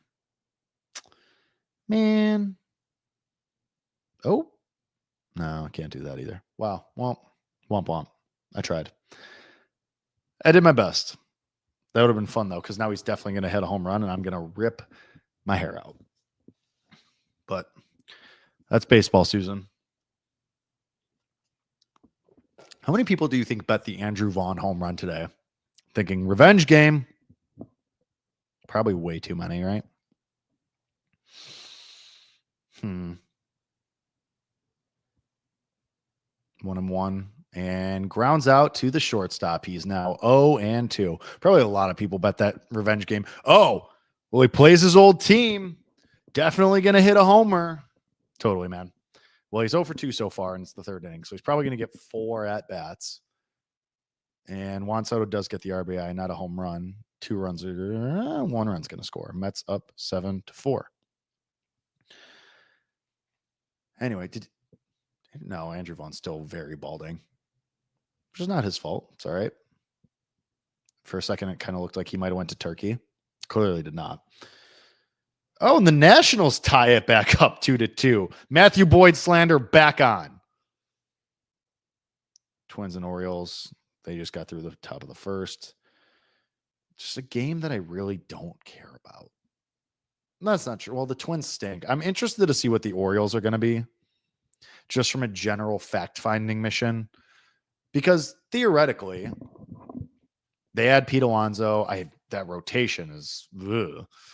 But I mean, the Orioles, it would be way more fun if they were good again. Loaded AL East, that would be huge.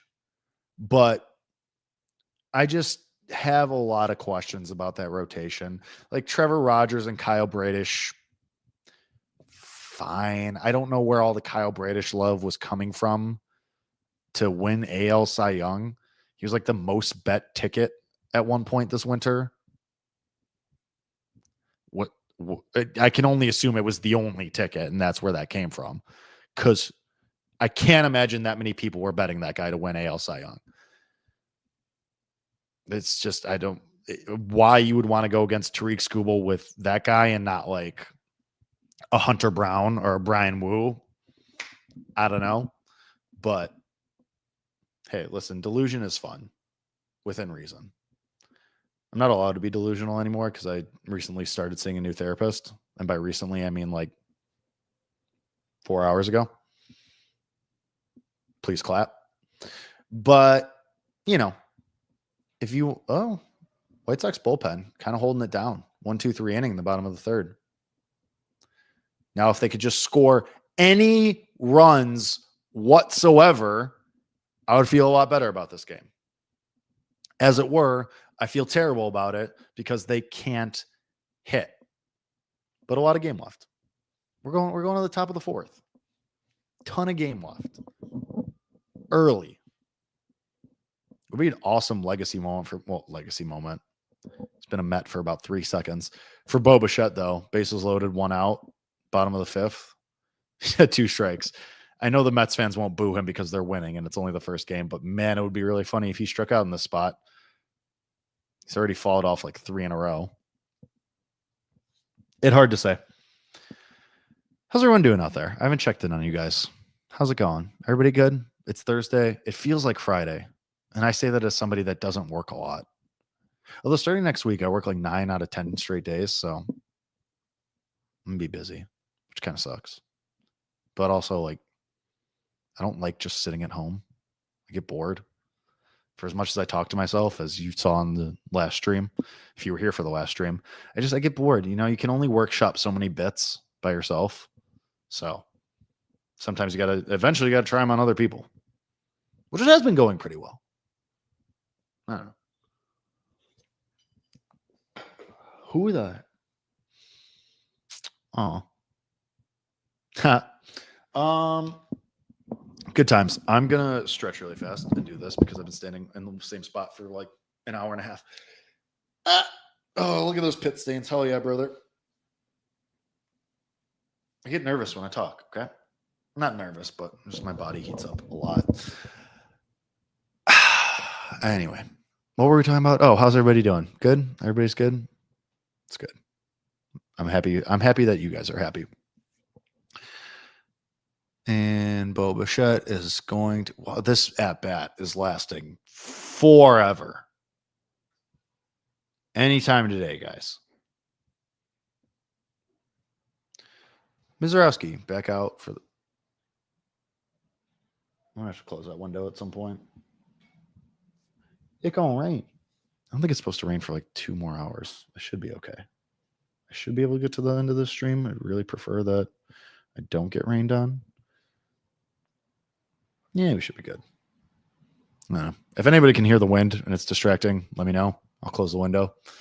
But for now, we press on.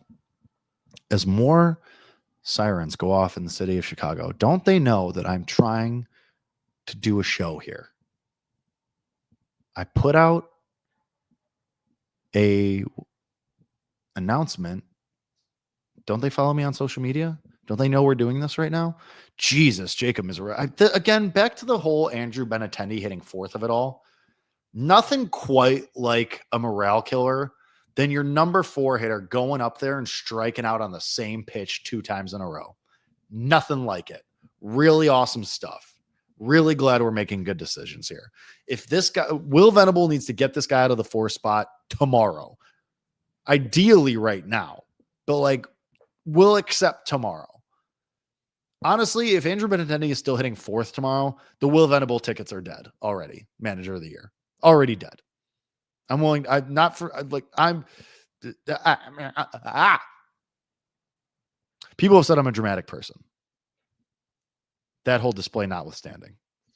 But I just, if you're going to keep trotting Andy Bennett, that's an actual person, right? If you're going to keep trotting out Andrew Benintendi to hit 4th, you're an unserious organization. You're an unserious manager in an unserious organization. What is the word I'm looking for? Whatever. You know what I'm about to say. He's a scrub. He can't play. And Austin Hayes with a infield single up the middle off of the glove of Price Terang. Have some movement here with the White Sox. Don't want to get ahead of ourselves, but hey, man on first. It's more than they've had in a couple of innings. Could be doing something here. Yikes. Hilarious. A certain picture of a certain person I don't particularly like in Chicago media with his hat almost bursting at the seams because of his giant jar head. Fat head boy. Womp womp. Get good. Oh, Bo Bichette did strike out. LOL. But now they're going to walk in. Now the Matson's going to walk in the bases loaded run. It's 3-0, just not 3 straight non-competitive pitches. Murakami announcing himself here would be awesome. Nope, fouls the ball off his leg. Really good stuff. How awesome would this be if Munetaka Murakami just announces his arrival to the league with a 2-run home run to make it a 1-run game in the 4th at Milwaukee off of Jacob Mizorowski? Personally, I'm hoping that happens. Not just for my bet. Hopeful, though, for the bet. But also because it would be cool for White Sox fans. 0-1. Oh, look who decided to show up. Well. All it took was a little bit of prodding. First and foremost, allow me to be the first to say, okay, well, hey man, you might want to plug in your mic first. That'd be helpful as well. But Shane Reardon's here. White Sox insider Shane Reardon, dare I say. You can't you take out the AirPods, my king, because they ain't working. Whatever you're doing, it ain't working. Anyway, while he does that, I don't know, man. Get good, figure it out, find a way. Find a way, my man. As you're doing that, executive producer, by the way, Shane Reardon here. Oh man. Oh, wait, maybe. Oh, we might have some movement. You hear me? Oh, there he is. Okay. There he is. White Sox insider Shane Reardon. No, again, not an insider, just someone who gets scoops sometimes. Just not an insider. Well, before we talk about but I was on the phone with Rick Hahn for 35 minutes this morning. So is that why you couldn't respond to my text? That's cool. Got it. When did you text me? I was on the phone with him. I'm being a brat. Okay, I get it. I admit that. Allow me first and foremost, far be it, because I don't want this to fall by the wayside. First and foremost, happy birthday, buddy. I miss you. Happy birthday, King. You look great. It's you. What are we? You're 25, yeah. You muted yourself again. This is awesome. Good stuff. Really good. really awesome stuff. Great content, everybody. Hot start. No, dude. No, I don't know what you touched. We had you, and then we didn't, and now we still don't. It would be really funny if the White Sox tie this game while you are muted. I will laugh very hard. Holy hell. The whole building's going to blow down. Yeah, I mean, you talk to yourself, do whatever you got to do. Any self-soothing, feel free to do that. Well, it says their mic isn't connected. Thank you, StreamYard. I know that. I can tell that it isn't. Hit it with a little refresh, baby boy. Man. Oh, wait. I'm gonna back out and go back in. Hold on. No, we got you. Don't. Yeah. Okay. Well, we tried. Technology.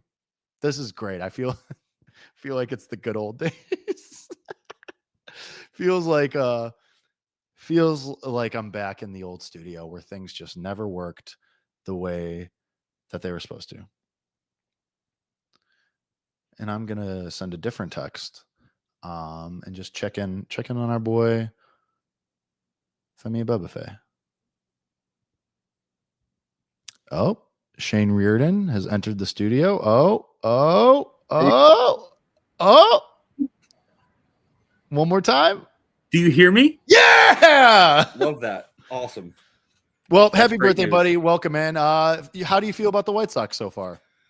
So here's the thing. And this is going to be an awesome development because I wanted to document how hard it is to watch the White Sox on CHSN because I can't get in. So good. I wanted to work through it while I was talking with you. I see they're down 4-1, and I can't get in. And I'm clicking. So what are you looking at? Are you just looking at the game? Just the main screen. Where are you watching it? I'm watching it on the TV that you mounted for me. Oh, nice. with the cable service that is provided through my HOA. Okay, nice brag about having an HOA. I mean, is it a brag? Yeah, it is. I'm gonna try again. So I'm on a Roku device, and it says you're already subscribed to this channel, and I fucking know because I did it for the Bulls. And it says continue, but you can't be subscribed to only one team and get two teams. So then I hit continue, and then I come back to the CHSN thing, and I click it again, and then it's like, no, you're already subscribed, brother. It's like, no, I'm brother. Fucking not. Well, they do say brother. Roku says brother, by the way. The White Sox just blew first and second with one out, and they just went back-to-back strikeouts. Okay, so let me illegally stream it on my laptop. 1 second. What's that one site? Listen, man, we got a professional operation going here. I'm not going to try and tell you what streams may or may not be Reddit and may or may not start with the word cracked or marquee. And that's not for me to say. That's for you to figure out on your own time. Right, okay? I will. But like we can talk about the White Sox while I'm not seeing the White Sox. But great. I see they're down 4-1 to about the fact that Brewers. Andrew Benintendi is hitting fourth for this team. Your thought? Okay, dude. Okay, Andrew Benintendi shouldn't be hitting 9th for any team. Fair. Let alone 4 for the... Why is Colson Montgomery not hitting 4th? Why is Edgar Caro not hitting 4th? Why is Sam Antonacci not hitting 4th over Andrew Benintendi? That's insane. Well, I presume Colson Montgomery... It would have been Kyle Teal. Well, Kyle Teal's hamstring is hanging off the bone at the moment. That's what I'm saying. It would have been Kyle Teal if he didn't fuck his hamstring in the WBC. Sure. I will say it'd be hard for Colson Montgomery to hit 4th when he's hitting 2nd. I don't think you're allowed to do that's the best position for a player to hit. So I'm fine with that. It'd be pretty hard for Sam Antonacci to hit 4th when he's currently at AAA. But dude, that's what I'm saying. Like, why is Sam Antonacci not on the major league club? Well, because they paid Andrew Benintendi all that money. He could play anywhere. The dude can play anywhere. Well, no, he can't play center because Luis Angel Acuna is there. Oh, good. I'm glad. And it's in hell. I'm sorry. They put out the pronunciations a couple days ago. Luis Angel Acuna cannot field a fly ball because he got absolutely frame mogged by a line drive in center field, and it was not. Don't be Gen Z. Don't say frame mogged. Wait till you hear what I'm going to say a lot tonight. You're going to hate it. Oh, I'm not coming out tonight. I forgot to tell you. I know. Why do I try? I know. No, you do try sometimes. Why do I try? I don't feel it. I don't feel it, brother. I'm 34 now. It's going to take a lot to get me out, and it's more than just you and Sam. And that's not your fault. Way to just dox our third party. That's okay. Nobody knows who said it. It's a very common name. Fair. That's a good point. Okay, let me see if I just need to get this game on, dude. I know you love the White Sox too, so this is a shocking development. Well, I mean, I thought today I could subscribe to CHSN and it just work, and it's straight up not. hate when that happens. It's not okay. Well, let me get a stream so we can talk about something. Hey, listen, the one thing I could tell you also is that Sean Newcomb is also in the game because Shane Smith got pulled in the second inning. Oh, good. Oh, good. Yeah. But wait, what did he get pulled for? For giving up 4 runs and 54 pitches through one and a third inning. That's far too quickly. Yes, I agree. That's insane, dude. As somebody that has Will Venable Manager of the Year tickets, I agree. It was not great. What'd you get it at? 50-1. Okay. All right. Well, did you consider that the team is horrible?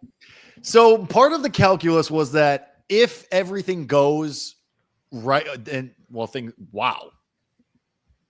That was What happened? I'm still trying to get it. I'm sorry. If everything goes, I'm so unprepared. I'm sorry. My point is that like the White Sox, I think they have the upside of an 80-win team. And if that were to be the case, dude, in a terrible AL Central, 62 or 63? Yeah, they won mid-60s games last year. But they won I think 7 the year before. All things going according to plan. Like Shane Smith is decent. Hagen Smith comes up in the middle of the season. Braden Montgomery comes up in the first month or so. The lineup they're not going to pull up Braden Montgomery, dude. Why? Why not? For what?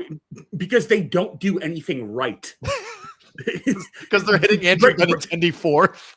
Braden Montgomery and Sam Antonacci should have been starting today. Oh, I would have bet Braden Montgomery AL Rookie of the Year faster than you. Dude, he's going to be so good.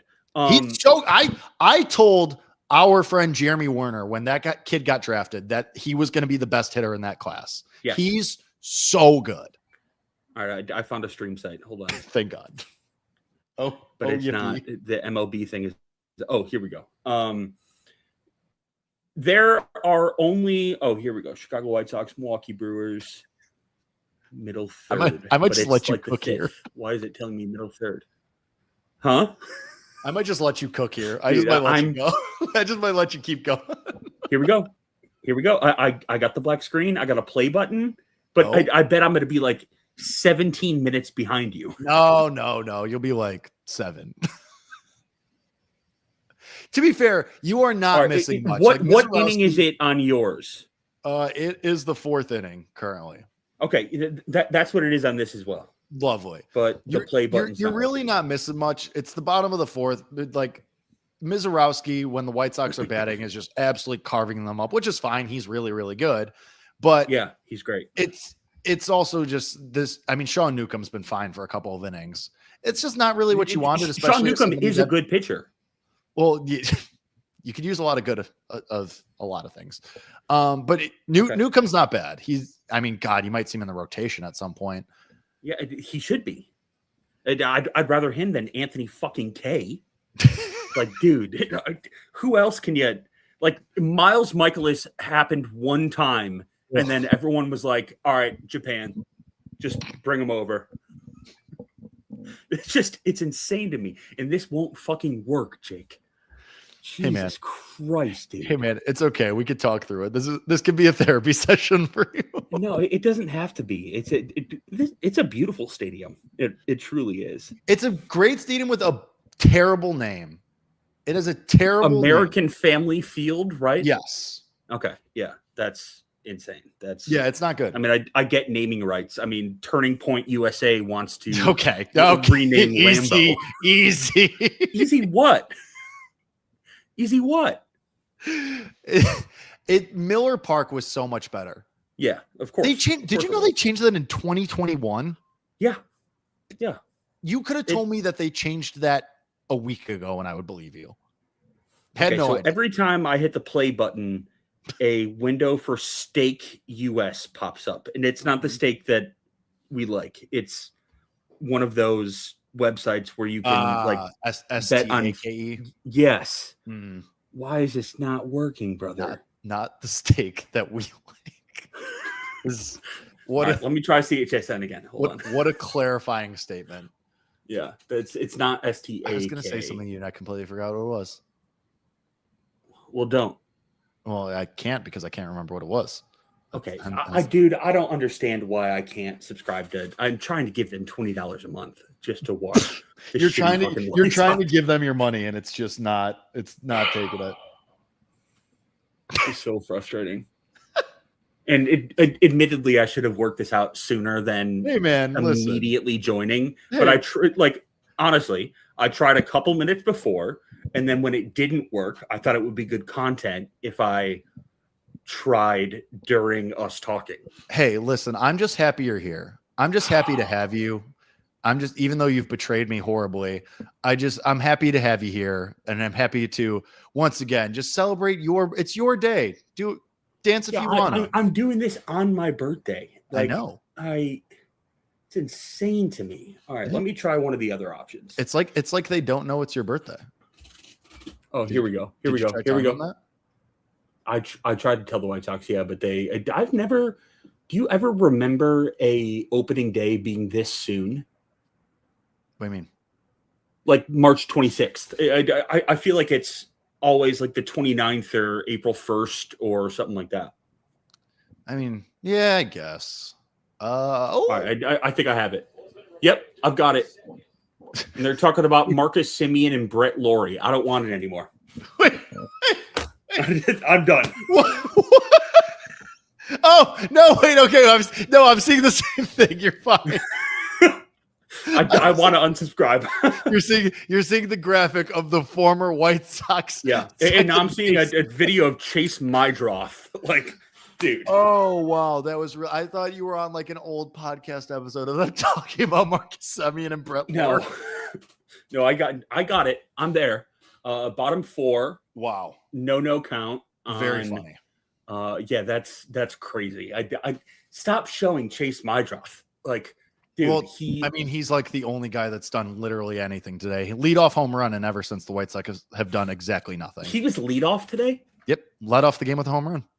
Okay, well, it should be Colson Montgomery, but that's whatever. You can't. Do you want Colson Montgomery 4th, or do you want him leadoff? You got to pick. As you always tell me, you got to pick one. Can he? Well, for different reasons. Can he do all 9?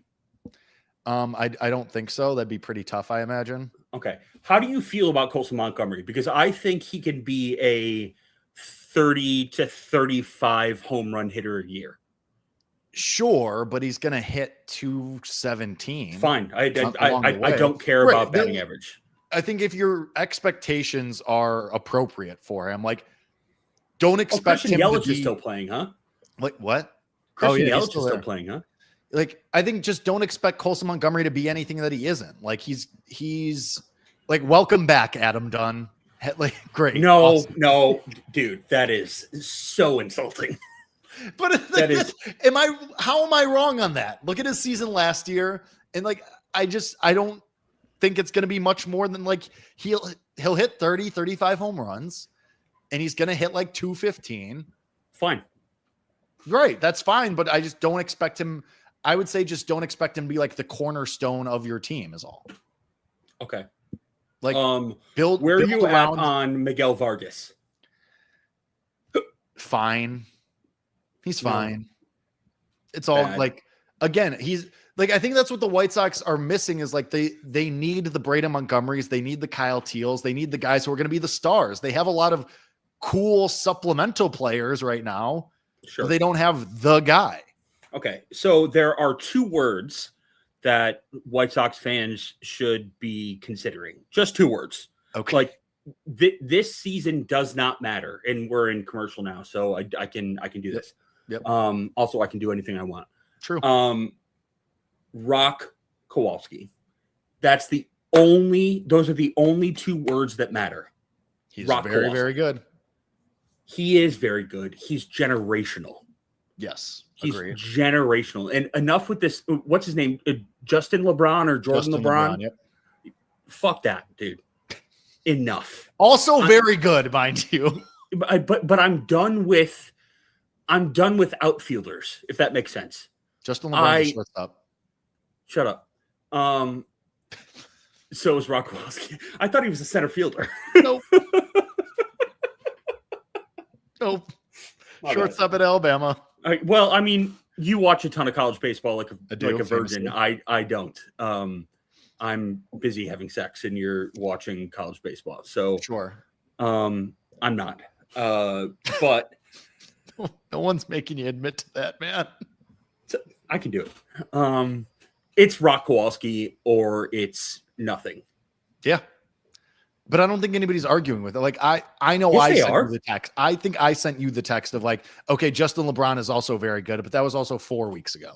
Like I agree with you. Like he changed generational. so much in 4 weeks. You're right. I like the the makeup of him has changed in 4 weeks for sure. I hate you. You can't change in 4 weeks, Jake. My point being that I know I mentioned Justin LeBron to you as somebody that in another year could go 1-1 overall. And then you immediately stabbed me through the phone and said, shut up. And I said, don't get me wrong. Rock is still the guy. However, just so don't propose it to other people. No. I'm thinking about one person. I'm just trying to grow the game, man. I'm just trying to grow the game. Okay, so how'd they get 6? Where'd the Brewers get a 6? Oh, the single to Luis Angel. Yep. That one. Okay. Oh, good. And just a 6-3 for Luis Angel. He stinks. Oh, he sucks, dude. Bad. He absolutely sucks. He's bad. Absolutely. Dude, I said that on White Sox Twitter. Oh, 5-3, sorry. I said that on White Sox Twitter, like, I don't know, a month ago, and people absolutely accosted me for judging Luis Angel Acuna. Accosted me. And it's like, hey, I'm 34 today. I've watched the game for 34 years. Chris Getz is a horrible, horrible GM who's done some good things, and trading away Luis Robert Jr. for Luis Angel Acuna is the most bullshit thing he's ever done in his life. Most bullshit. Do we consider that it was like the string had been played out with Robert here already? Like it was never going to be what it used to be? He sucks. He's not good because he doesn't put in the work.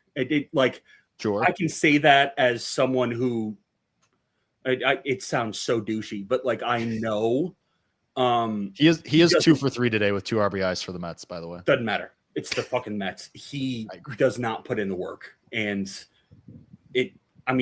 I'd prefer anyone over him. And maybe that's crazy to say. It is crazy to say. Would you rather have Andrew Benintendi or Luis Robert? Luis Robert Jr. Yes. I'd rather have just him. I would rather have him patrolling the outfield by himself. Like all 3 positions, like Charlie Brown or Snoopy, whatever that was. No, Bugs Bunny. Different. And then I just saw Chase Mydroth strike out like a fucking asshole, and now I've got to see John Schifrin on the screen. Dude, what'd you ask me to do? Nothing. I'm just letting you cook. I've got to see John Schifrin, the single worst play-by-play man in the history of baseball, because you asked me, you're like, hey, I'm going to stream the White Sox live. First of all, the Cubs are playing at the same time. Yeah, that team. And you chose the White Sox. Yeah, I chose them over because the other part of the Cubs equation was the Nationals. What?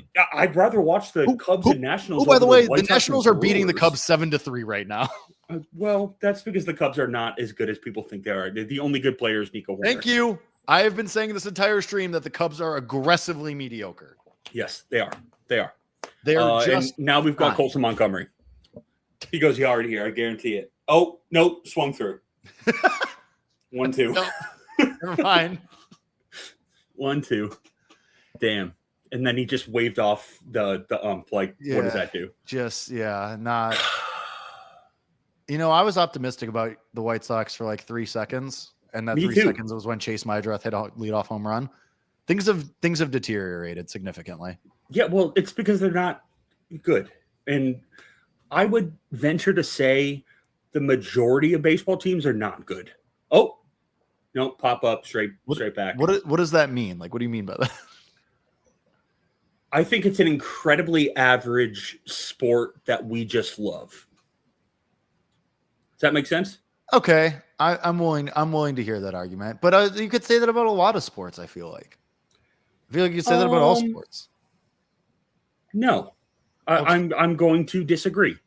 I think both the NBA and the NHL, the NFL are the only 2 sports that matter outside of baseball, are exciting throughout. Baseball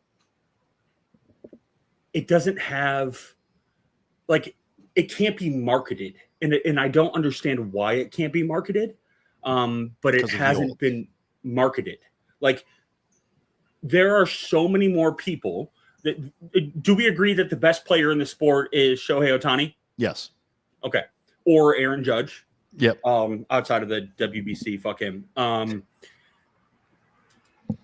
I'd say 60% of the general American population would see Shohei Ohtani on the street and not know who he is. 95% of the general population would know who LeBron is, or maybe not Shea, but I don't know, or Giannis, but it doesn't have the pop anymore, dude. And the pop comes back with Rock Kowalski. Right, obviously, generational. He takes over the spotlight, of course. Yeah, I think so. Obviously. So. I don't fully disagree with that. I do think baseball has a branding issue. But I don't get paid for marketing. I don't really get paid for anything except to work. Yeah, I was going to say, do you and I get paid for anything right now? I get paid to work a desk at a gym. That's pretty cool. Yeah. Okay. That's nice. I'm too embarrassed to try to get a job where people will see, oh, this is where you're working now. And I hate that.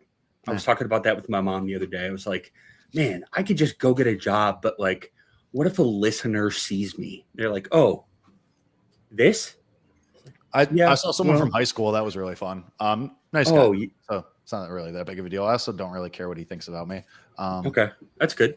Yeah. I mean, I should neither, but that's good. I'm glad you feel that way. Well, Shane, any other thoughts on the White Sox that you'd like to leave us with? Because now I'll see you later. Or anything in general. No. Oh, good. Tyler Gilbert is in the game pitching now. That's someone I was a executive producer for a top 3 market radio station for 15 years. I've never heard of Tyler Gilbert. Well, you are now. Get ready to learn Tyler Gilbert now, kid. All right, dude. Good to talk to you. All right, man. Well, I love you. I miss you. Happy birthday. I hope you enjoy the rest of your day. And good. Andrew Vaughn. I would love. Yeah, Andrew Vaughn. This is a great way to go out. You want to stick around for Andrew Vaughn's at bat? Kinda. Do you mind if I do? Hey, man. Yeah, please do. Okay. All right. I mean, so it's Andrew 2-2. Vaughn, I was saying earlier, I wonder how many people bet him for a home run just for the fact of the revenge game. He's one of the worst baseball players I've ever seen. He was crazy good when he got traded for that short amount of time. Oh, that good. was 1-3. Yeah, 1-3. Yeah. Yeah, he was. What did he hit in the second half of the season? Like 15 homers for Milwaukee? Yeah, it was insane. Something like that? Yeah. Bananas. Yeah. Okay. All right. I'll talk to you later, Andrew. All right, buddy. Bye. Have a good time. Right. Shane Reardon at Shane Thank Reardon. you. Or I don't even know if you're on Twitter anymore, but I don't think so. All right. That's Shane. This White Sox game is completely spun out of control. The Mets have completely spun out of control. They're up 11-5. But Carson Bench, home run, opening day, our guy, National League Rookie of the Year. Let's go. Listen, you don't win Rookie of the Year in March. It's a pretty good start. On pace for 162 home runs. Just saying.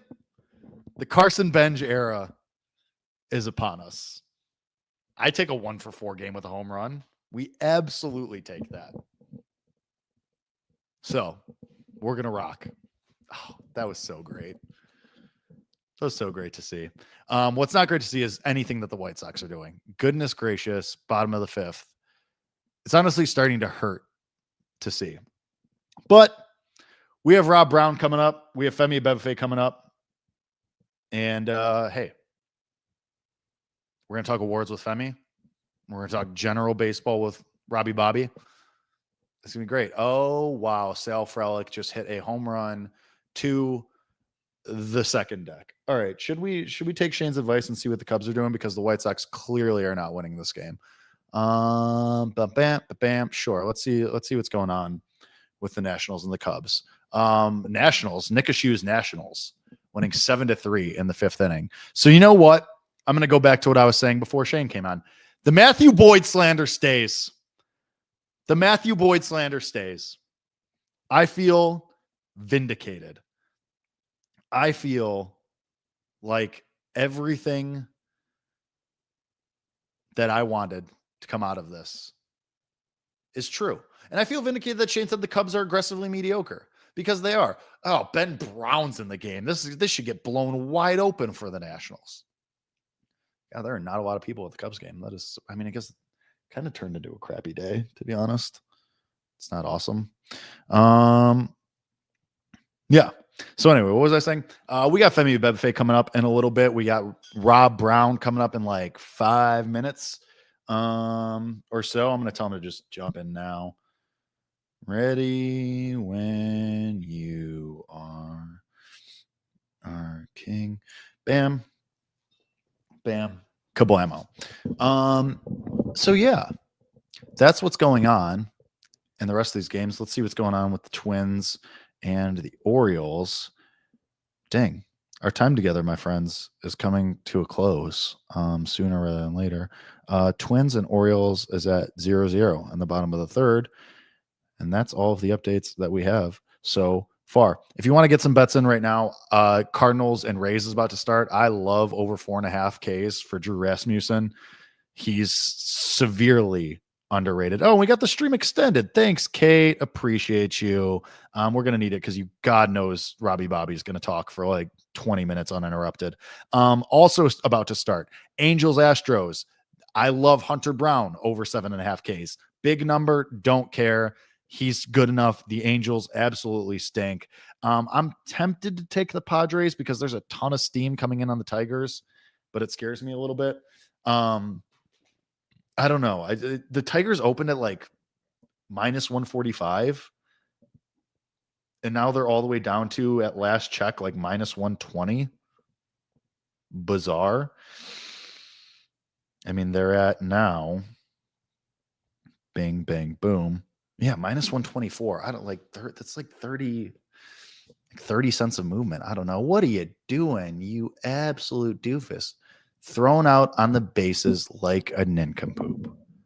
Never what you want by Joey Weimer, but I guess he hit a home run. So, here we go. My man. Here we are. Femi Bebefe, my friend, how are you? It is so good to see you. How we doing? It's great to see you as well. I am fresh from the barbershop. And it looks great. First of all, let me be the first to say. I appreciate it. Incredibly fresh. Got to get a fresh lineup. As been widely documented, we are holding on for dear life up top. So we're going to enjoy. I would never say that. I never said that. We're going to enjoy the good times while we can. Of course, because I'm going to a barbershop, my barber is running behind. So at times I was like, okay, I got to make it back in time. I got to let Willow out because she's up in the crate. So we made it in time. We are safe on opening day as we're having a good time. So I'm getting caught up on what's been going on. I was looking at some of the box scores when I was at the barbershop, just waiting for my barber to wrap up the guy that was ahead of me. And so far the early headliner, Paul Skeens, 2/3 innings. What's going on there? Paul Skeens, tough outing. Is the headline, I know you're going to feel me on this one because me and you always agree on this. Is it about the Mets or is it about Skeens? I'm not sure because me and you are famously not Mets believers. We are not. I struggle to think that the Mets are going to put up 11 runs every game because you know what's going to happen, Femi. All the Mets fans are going to say, rah, here we go. This is exactly what we signed up for. And then it's going to be August and they're going to be on pace for 81 wins. I just don't really believe in this team.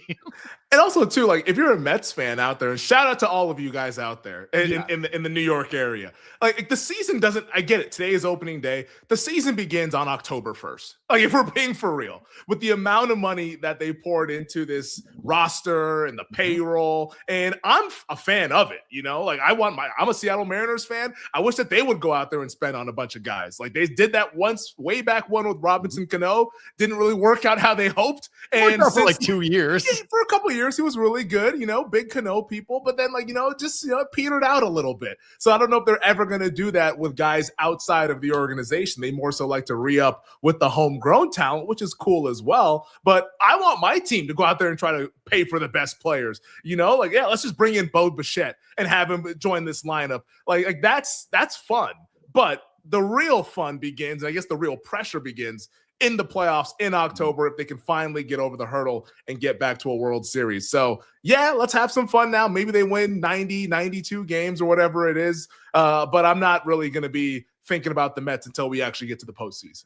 On the Skeen side of the equation, because me and you haven't really had a ton of time to talk awards or bounce ideas off each other, but I mean, Skeens should be the favorite. Nobody was arguing that he was the favorite coming into it. But if he was going to be vulnerable, and maybe like he showed a little bit today, like, is there anybody, because I have a name, but is there anybody you have circled that you're like thinking about jumping in on if this is what if Skeens is going to be more vulnerable than we thought? There was a guy that I have circled, but I want to put him off to the side right now because I want to talk about the Paul Skeens of it all. Like, I already see at some domestic sports books, he's no longer the favorite. Like everyone out there, it's 1 of 162. Like, this is opening day. And the other favorites haven't even pitched yet.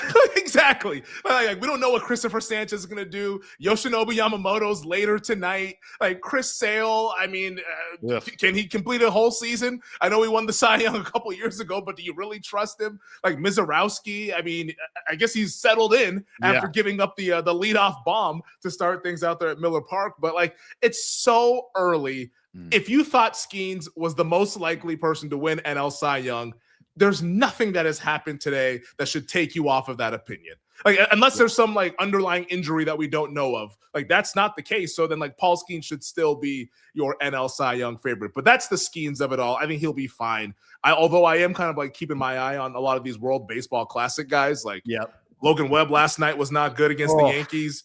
Judge was wearing the golden sombrero with the 4 strikeouts. Like, I'm just something to monitor. We don't know if it's random or if this is something that is like a thing that we should be keeping in mind, but just something to monitor over these next couple of days. But the guy that I want to bet in the NL Cy Young, and I think it's fun just because I want to root for it to happen. Like, I'm not sure how many innings we're going to get out of him, but I'm telling you, if Ohtani gives us a full season, like Shohei Ohtani, like if he gives us a full season, this is the best player in baseball, the best player of his generation. We might be saying 60, 70 years from now, he's the best player to ever play the sport. Like, why can't that guy go out there and win the Cy Young? And he wants it. Yeah. Like reading all the quotes from Dave Roberts and coming out of spring training and saying like if Ohtani can go the distance, like he's going to be an NL Cy Young consideration. Like, this is the guy who, when he was undergoing Tommy John surgery and rehabbing, and it was like, all right, he's going to be solely a DH. He's like, I'm going to just go 50-50.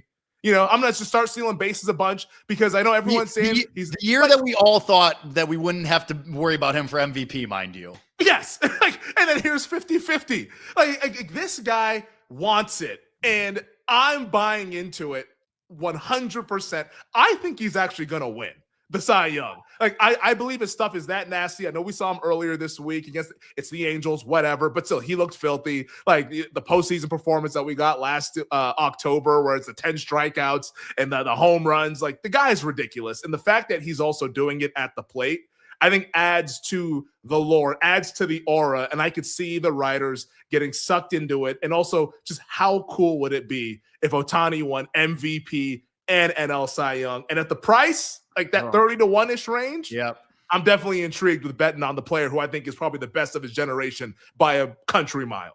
And it's a price play. Like, I get it. I'd be lying if I said I didn't think about it. Because when I was doing everything, I was going through it last week. And I hovered. I was staring. Yeah. Because you're right. Like, I mean, we talk about it all the time. Like, he's capable of it. It's just a matter of if they'll let it eat. So how many innings does he need? Like, if he does he need like 170? Is that what we're talking about here? Like, my initial thought was 150. I don't even know if it's 170.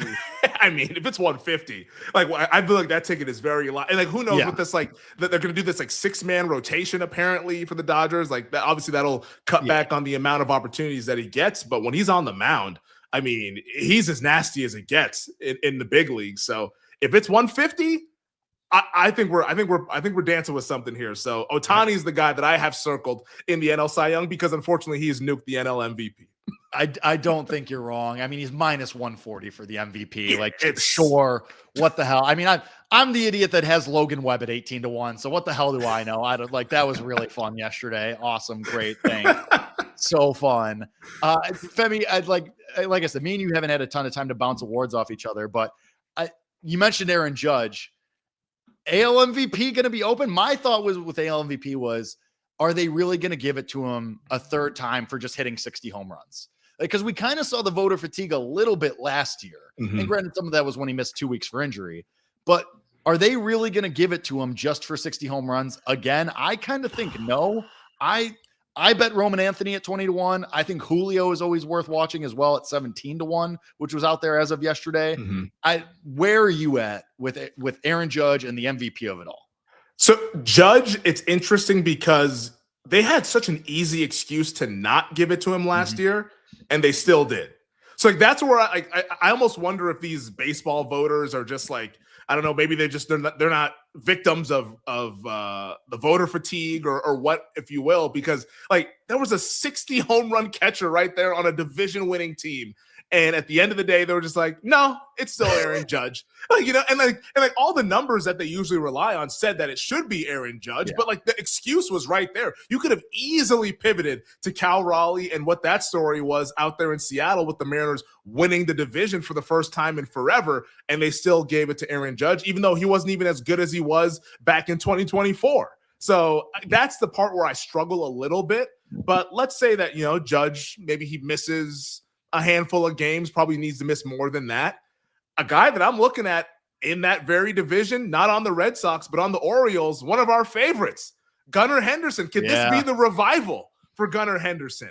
Like this is a player who was on that trajectory of being like, okay, like top 5 player in the American League. Finished top 5 in MVP voting a couple years ago. Exactly. Yeah. 2 years ago, he was right there. Like I had a bunch of Aaron Judge tickets. I'm sweating out every Orioles game, being like, Gunnar, strike out, please. And like, he was amazing. Now, Judge, of course, outpaced him because he's like a legendary hitter as well. But Gunnar Henderson that season put together an MVP caliber year. Last year, I think there was injuries. It was just a down year for that entire lineup, and it was a horrendous year for the Baltimore Orioles. But, a lot of smart baseball folks. I'm curious to see how you feel about the team this year as their season is now underway, taking on the Minnesota Twins and my buddy Royce Lewis. Like, I think it's going to be a bounce-back year for the Baltimore Orioles to where they're in the wild card race, so they're pushing the Yankees to win the AL East, and Gunnar Henderson is the tip of the spear. And if he goes back to what he was like in 2024, I think he's a better player than Julio Rodriguez. And like Julio's 12-1, Gunnar's about 18-1. I'd rather bet Gunnar Henderson in that market. So that's the guy that I have circled saying, hey, let's see early on. If he looks like what he looked like in 2024, it's fire away. And let's go ahead and take on Aaron Judge. I will say, as somebody that's sitting on Gunnar 40 home runs at 17-1 , I think I'm you gotta get a little that. MVP too. You gotta get a little MVP. If you like that, you gotta get a little MVP. Exactly. I mean, the two things are definitely synced for sure. I feel like because so many of these markets, because we have Scooble, we have Skeens, we have Judge and Ohtani, it's like who's vulnerable? Are any of them actually vulnerable? It kind of sucks. And now we're sitting here, rookie of the year. You had asked me yesterday on VSiN about my rookie of the year. You and I love rookie of the year, except for 2024, which we don't have to talk about. But I have Carson Bench. He had a home run today for the Mets. Who are you? Did you bet anybody yet for rookie of the year, or are you just monitoring right now?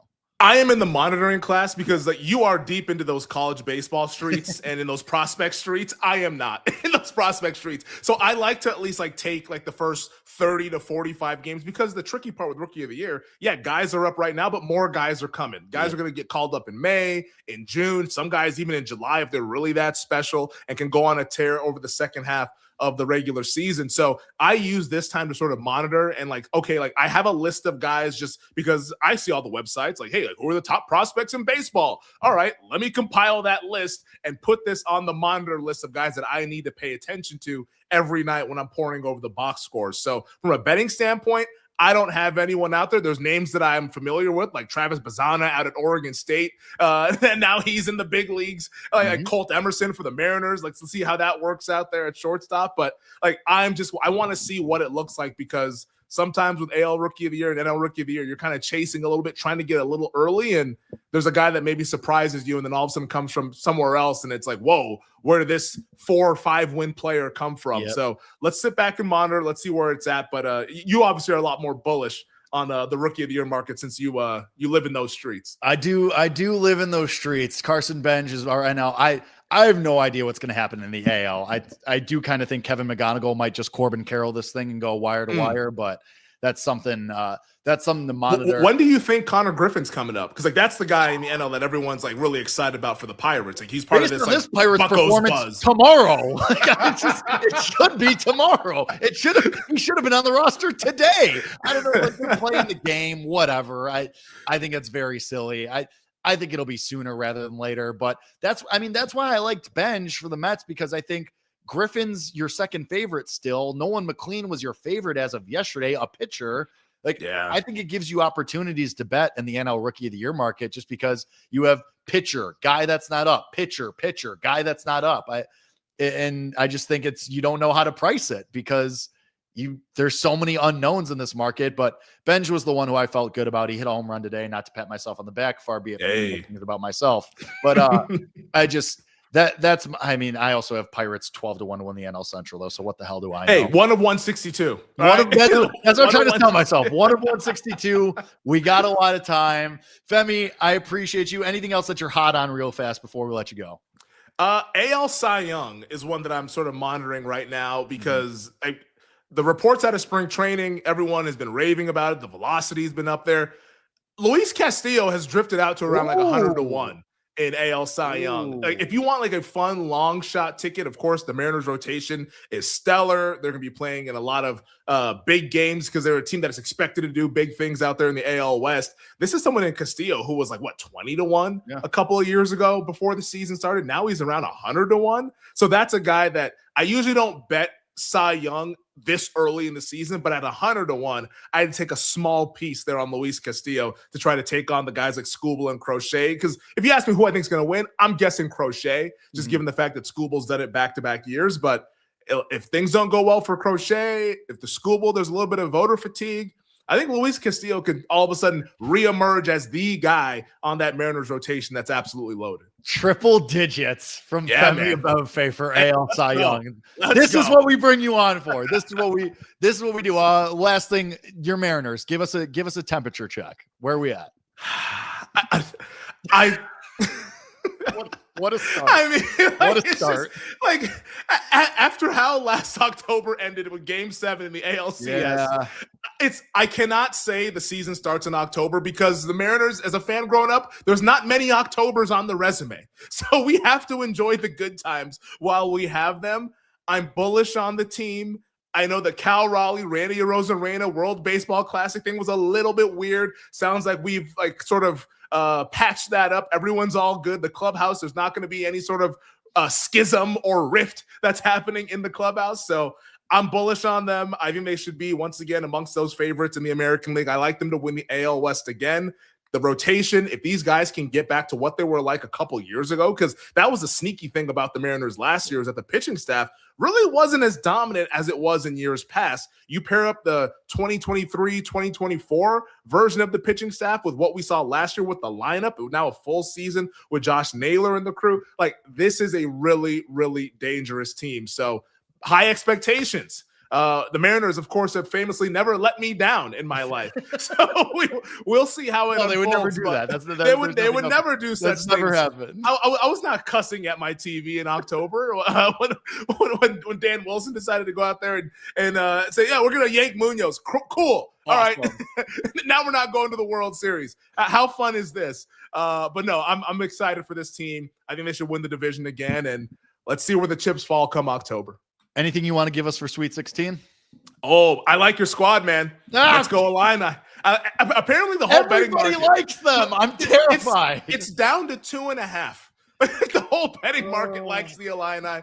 I've heard a couple cases for Houston, so I can't say that everyone has said Illinois, but I just think that Houston, with the scoring droughts, it's going to be a little bit problematic. So I like the Illini to get that one done. I also like it's like this is a coin flip game, literally and figuratively, but give me Iowa. I do like Iowa. I'm going to ride the train. I bet Iowa plus the points. Also had a little bit of money line Sunday night against Florida. So that was a hell of a ride, hell of a ticket to get home. So I feel like I'm up in terms of backing the Hawkeyes. So let's put a little bit more on that for them to get by Nebraska and punch their ticket to the Elite Eight, which seems absurd when thinking about that when the bracket came out on Selection Sunday. So Iowa, I also like Illinois, and I'll give you one more as well. How about the over in Texas and Purdue? Because as good as this Texas run has been, like going from the first four to the Sweet 16, they don't really defend. And I think Purdue is going to be able to name their number offensively. And also, I don't trust Purdue's defense to stop Texas as well, Texas's size. So over 147 between Texas and Purdue. So that's what I like tonight in the Sweet 16. What a day. Opening day, college basketball later on. I will be thinking about you later this evening. Slander baseball a lot for their scheduling. I should everything have been yesterday? Yes. I don't hate that there's a lot of day games going into the Sweet 16. Yeah. And for me to just tear my hair out watching the Illini tonight. Can't wait to see how that game goes. Femi, you're the best. I love talking to you. We'll do it again at Femi Abebefe on Twitter. The cut looks great. You look fresh. Thank you. Go have a couple Mickeys in the pool. Get ready for the games. I appreciate you, my man. We'll talk soon. Hey, it's almost Mickey season, man. It's like 90 in Vegas already. So we're rolling. I appreciate you, big dog. We'll talk to you soon. Yep. Oh, Femi Abebefe, what an absolute treat at all times.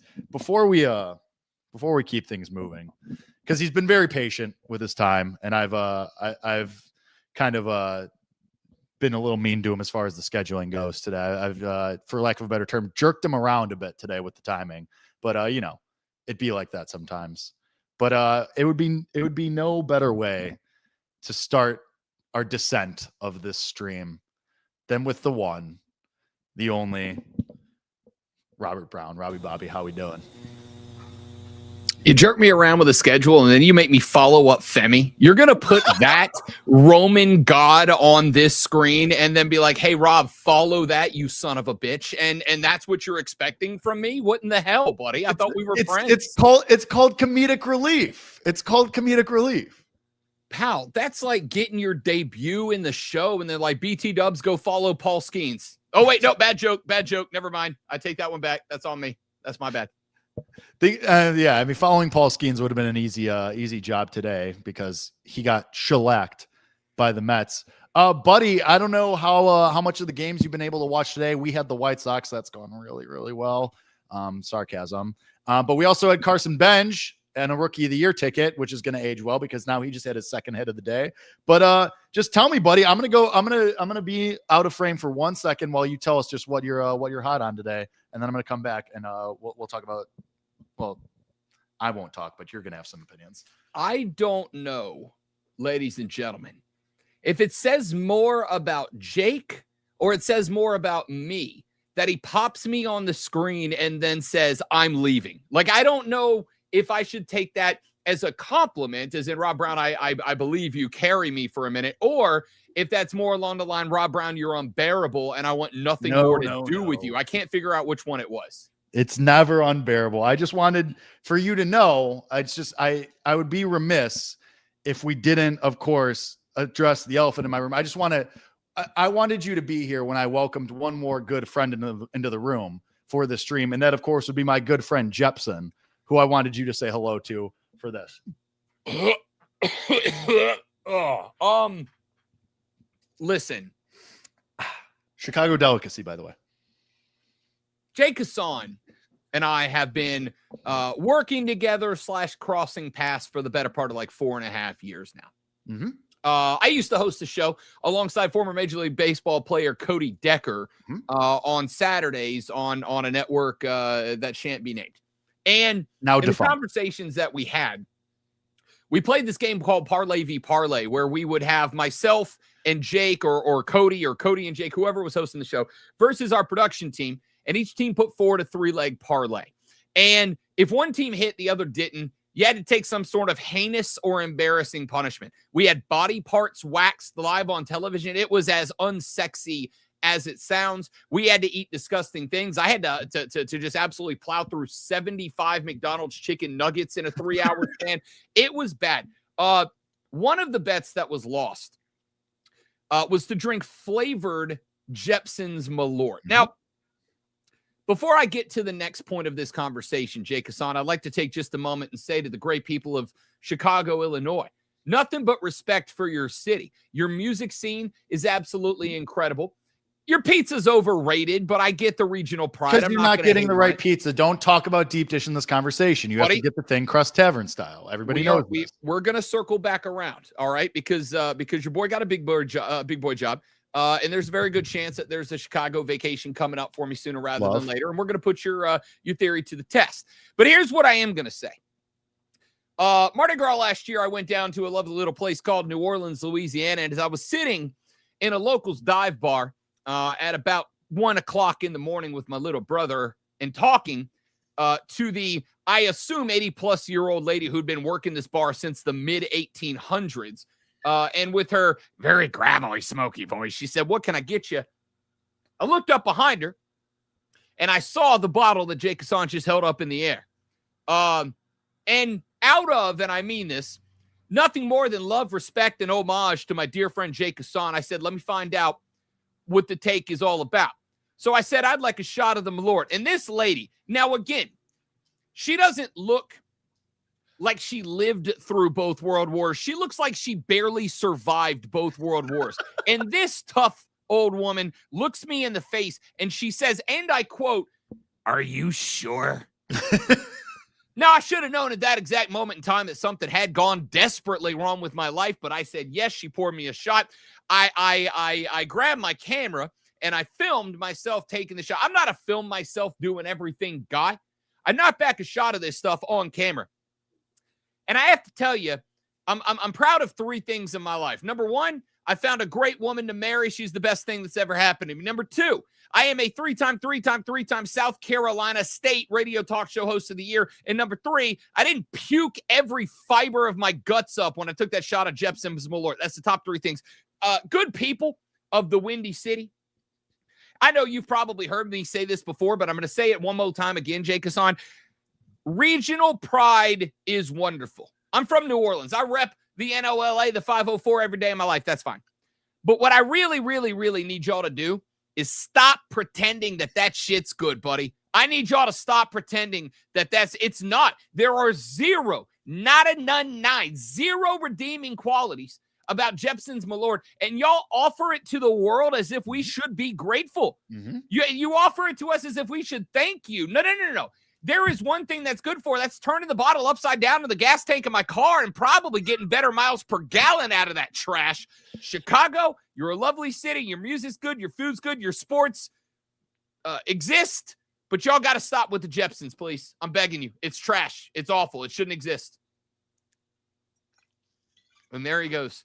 That absolute lunatic. And yet I said yes to Jake Hasan again. Hey, listen, Chicago delicacy. You will never hear me say a bad word about Jeppson's Malort. Sponsor the show, cowards. Listen, you just need a couple more goes. That's all. I'm convinced you just need a couple more go rounds with Jeppson, and you'll be good as new. Buddy, and you'll see the light. If I got kicked in the balls and you said you just need to be kicked in the balls 2-3 more times and you'll learn to love it. No, it's never going to be a turnaround for that. It just is what it is, pal. And I respect that you're wrong, and that's okay. But I just wanted to save that part of the show for you. I waited this time for you so that you could appreciate what just happened. But we can get into opening day, buddy. We made it as two big baseball boys here. We made it. We have a couple of games. We mentioned the Mets and the Pirates. Mets dusting off the Pirates at the end of this game here. The Brewers absolutely kicking the teeth into the White Sox. Nationals shockingly doing the same thing to the Cubs. They're up 8-3. But we got a bunch of games starting. I mean, my man, I'll just turn the floor over to you. What are you hot on? What are you looking at? And we'll talk about your Braves in a little bit. Oh, I'm real glad you said that because I did come here for a therapy session about the Atlanta Braves. Because I would have to charge you for that. What an absolute effing roller coaster ride it has been for Atlanta Braves fans this offseason. So I'm sure we'll get to that. I'll start with the Pittsburgh Pirates. Why? Why? At some point, entire city of Pittsburgh, I'm going to need you to grab pitchforks and torches and march your ass down to the stadium and burn it to the ground unless everyone in charge of that organization decides to move it. The Pittsburgh Pirates, for years and years, Jake Hasan, Artie Moreno and the LA Angels, a team that, just to give you a little flashback into history for those of you that are amongst the youths of America, there was a point in time, and this is a true story, I've Googled it. There was a point in time when that team had Mike Trout and Shohei Ohtani both on it and did nothing with them, all right? The LA Angels used to be my go-to illustration of when an owner doesn't give a shit about fans or winning. They just cares about the dollar bills, y'all. But the fact that the Pirates said, all right, we got this Paul Skeens kid, this kid who is absolutely aces. And maybe, like, I always try to give benefit of the doubt, Jake Hasan. And I think it was Smoltzy on a broadcast sometime during the offseason said, speaking of people who hate the youth, with a guy like Paul Skeens, there's one of two realistic outcomes. Either A, the guy's going to win 10 World Series, 10 Cy Youngs, 10 MVPs. We're going to be talking about him, and he's going to become a sports photographer one day. Or option number two is he's going to have 19 Tommy John surgeries, and he better learn to throw a curveball because the velo will go away at some point. Here's where I'm at with Skeens after seeing today. You took a team that's got a lights-out ace, and your biggest acquisition, and I know you're going to throw some other names at me, and that's fine. I'm really just being a smartass to make a point. Deal with it. You went and got Marcell Ozuna out of Atlanta, and you decided that's your move. Your move was the big. Don't get me wrong. The Big Bear is going to go get you probably 40 home runs this year. I mean, I think it's probably going to be a good offensive year for the cat, and he got paid for it. But you got Paul Skeens, and you decided to back him up with Marcell Ozuna, and that was the good enough move for you. There are teams, Jake Hasan, that I hate because of their fans. I'm looking at you, Dallas Cowboys. All right. There are teams that I hate because of their success over time. I'm looking at you, New England Patriots. And then there are teams that I hate because their fans deserve better and they're in a position to give better and they refuse to do it. And that's where we are with Pittsburgh. Like, when that kid came out of LSU, where I got to tell you, Paul Skeens may have been the most entertaining. I'm a college baseball guy with Jake Hasan. Paul Skeens has been the most entertaining college baseball player in recent memory, pitching in Baton Rouge. When that kid stepped on your roster, it should have been an entire full commit into overhauling that roster to become everything that everybody wanted it to be. And instead, you went Marcell Ozuna as your big swing acquisition. I don't know. I heard Katie Nolan say on her pod a couple of days ago, Hasan, that baseball, and I'm going to say every sport should have a rule, that we should set a 10-year minimum winning percentage. And if you own a baseball team for 10 years and you don't win X percent of your games, and we can set it low, we can say like 37%. If you don't win 37% of your games over a 10-year span, you are legally obligated to either sell the team or be sent to Sri Lanka, and there's no other options, right? Like, because I genuinely don't get it. And I know, Jake, that we're knee-jerk reaction to one bad game. If O'Neal Cruz doesn't botch that ball in center, Skeens probably gets into the second. He probably turns it around and goes lights out. But, like, you have to play defense too. It's like half of the game of baseball, my guy. Like, what? Like, how are we on opening day making mistakes that if my little 8-year-old nephew made them on a minor league field, I'd bench his ass and tell his uncle he failed as a father? I'm with you of the Pirates ownership and that they need to be shook like children. Absolutely part of this. I kind of like the winning percentage thing. I mean, yeah, it's just, and I think the Pirates are trying to rest on their laurels of, oh, well, we have Connor Griffin, who we sent his ass to the minors, even though he probably should have been on the opening day roster. Oh, well, look at us bringing in the ghost of Brandon Lau, although he hit 2 home runs today. Hand up, I bet the Pirates to win the NL Central at 12-1, just because I thought that division was very mediocre at best overall. Hence, the Cubs getting pounded by the Nationals, and congrats to the Brewers on beating the brakes off the White Sox. But I I think that this Pirates team is just kind of expecting themselves to be able to have Skeens and Griffin and fall ass backwards into 2 generational players, and that to save them. That's kind of where I feel like they're at. Yes. It's like I want to go deeper than that, right? Like I want to be able to dive in. I am a fan of trying to pick apart, and it's really funny coming from me because I'm an idiot, but it's fun to pick apart like the administrative psychology of teams and be like, okay, can we figure out why it is they're doing what they're doing or not doing what they're not doing and should be doing or whatever. And when it comes down to Pittsburgh, I'm looking at a team that's worth $1.62 billion. I'm looking at a team that since they drafted Paul Skeens have seen a valuation of their squad go up 20% and is probably going to keep rising. I've got a friend of mine who lives here in Greenville, South Carolina. No affiliation to LSU, no affiliation to the Pittsburgh Pirates. Whose World Baseball Classic jersey did he dump the dollar bills on before it started? Paul Skeens. Yeah. He gave them money. He gave the Pirates money. So it's kind of one of those things. And I make this argument, Jake Hasan, every year when I was doing radio, when NFL season kicked off, I would have some guy who would call my show and go, Rob, I'm real sad because I can't afford to bring my family of 4 to an NFL game anymore. And I said the same thing every year, which is, buddy, they don't care whose asses are in seats. They care that asses are in seats. Doesn't matter who the asses belong to. If that stadium sounds like 17 on the Masters on Sunday, just bird chirping quiet in the background, but they're making $1.62 billion a year, they don't give a damn, dude. They just don't. So this is kind of the point, is like, you've got this baseball team that started putting together this group, and they centered it around Paul Skeens, and they did all the right marketing to be like, okay, it's our turn now, right? Like the NL Central belongs to us. We got the most electrifying pitcher in sports entertainment today. And the Pirates fans all bought it. They sold out the season tickets, and they're buying the single gamers, and they bought the merch, and they bought the Skeens jerseys, and they bought all of it. And then they did nothing else to actually make the motor go. Why? Because in 2 years, their team is worth 20% more than it was before they got Paul Skeens. So nothing else matters. Like when you get an owner, Jerry Jones, that shows you that their objective is anything but winning, don't make excuses for them. Like just don't, because that nothing else matters. As Metallica famously said. By the way, Kevin McGonigal, the favorite for Rookie of the Year, bases clearing double. Speaking of calling up your generational prospects and letting them hit on opening day. And shout out our guy, Brian Giles, who bet a Kyle Schwarber home run. All he did was do that first at-bat of the game. Schwarbombs are back.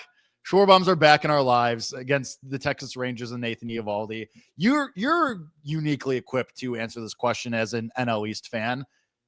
Are the Phillies just going to motor their way to 90 wins again? Is this just what this is going to be? I feel like for the last 2 years. Yeah, Jake, you ever done this thing where like you make a prediction, you feel good about it, it doesn't happen, and so the next time around you're like, I'm due. Then you make the prediction and it doesn't happen, and then the next time around you're like, I'm due. And then you just do that for like way too damn long. I have been doing the Phillies have to be done now, they're too old song and dance for like 2 years running now. Like 2 years now. I've been like, nope, this team's too old. This team's aging out. I don't know how much I trust them. But this is the year, man. Like, it's got to be the year. And I'm not saying that I don't attack this as a Braves fan, because the minute that I found out that Spencer Strider is now the 4th opening day 5 pitcher for the Braves that is starting on the IL, I just decided I'll be aroused sexually if the Braves make a wild card run. That's all I can hope for at this point, right?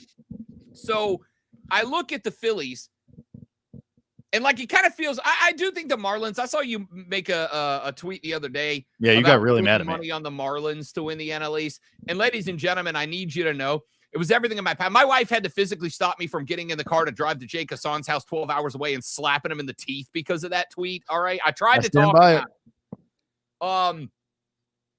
it almost kind of feels like the Phillies are going to win this division by default a little bit, right? Like I might be right for the record. I might be right about the aging thing. I might be right about, I'm glad to see the Schwarber. I'm not. I'm a Braves fan. F the Phillies. But like from a baseball fan perspective, I'm glad to see the Schwarbombs are back. I really hope that Bryce Harper and the boys like have a better showing than we saw in the WBC. I hope that was just kind of the anomaly and not what we expect all year.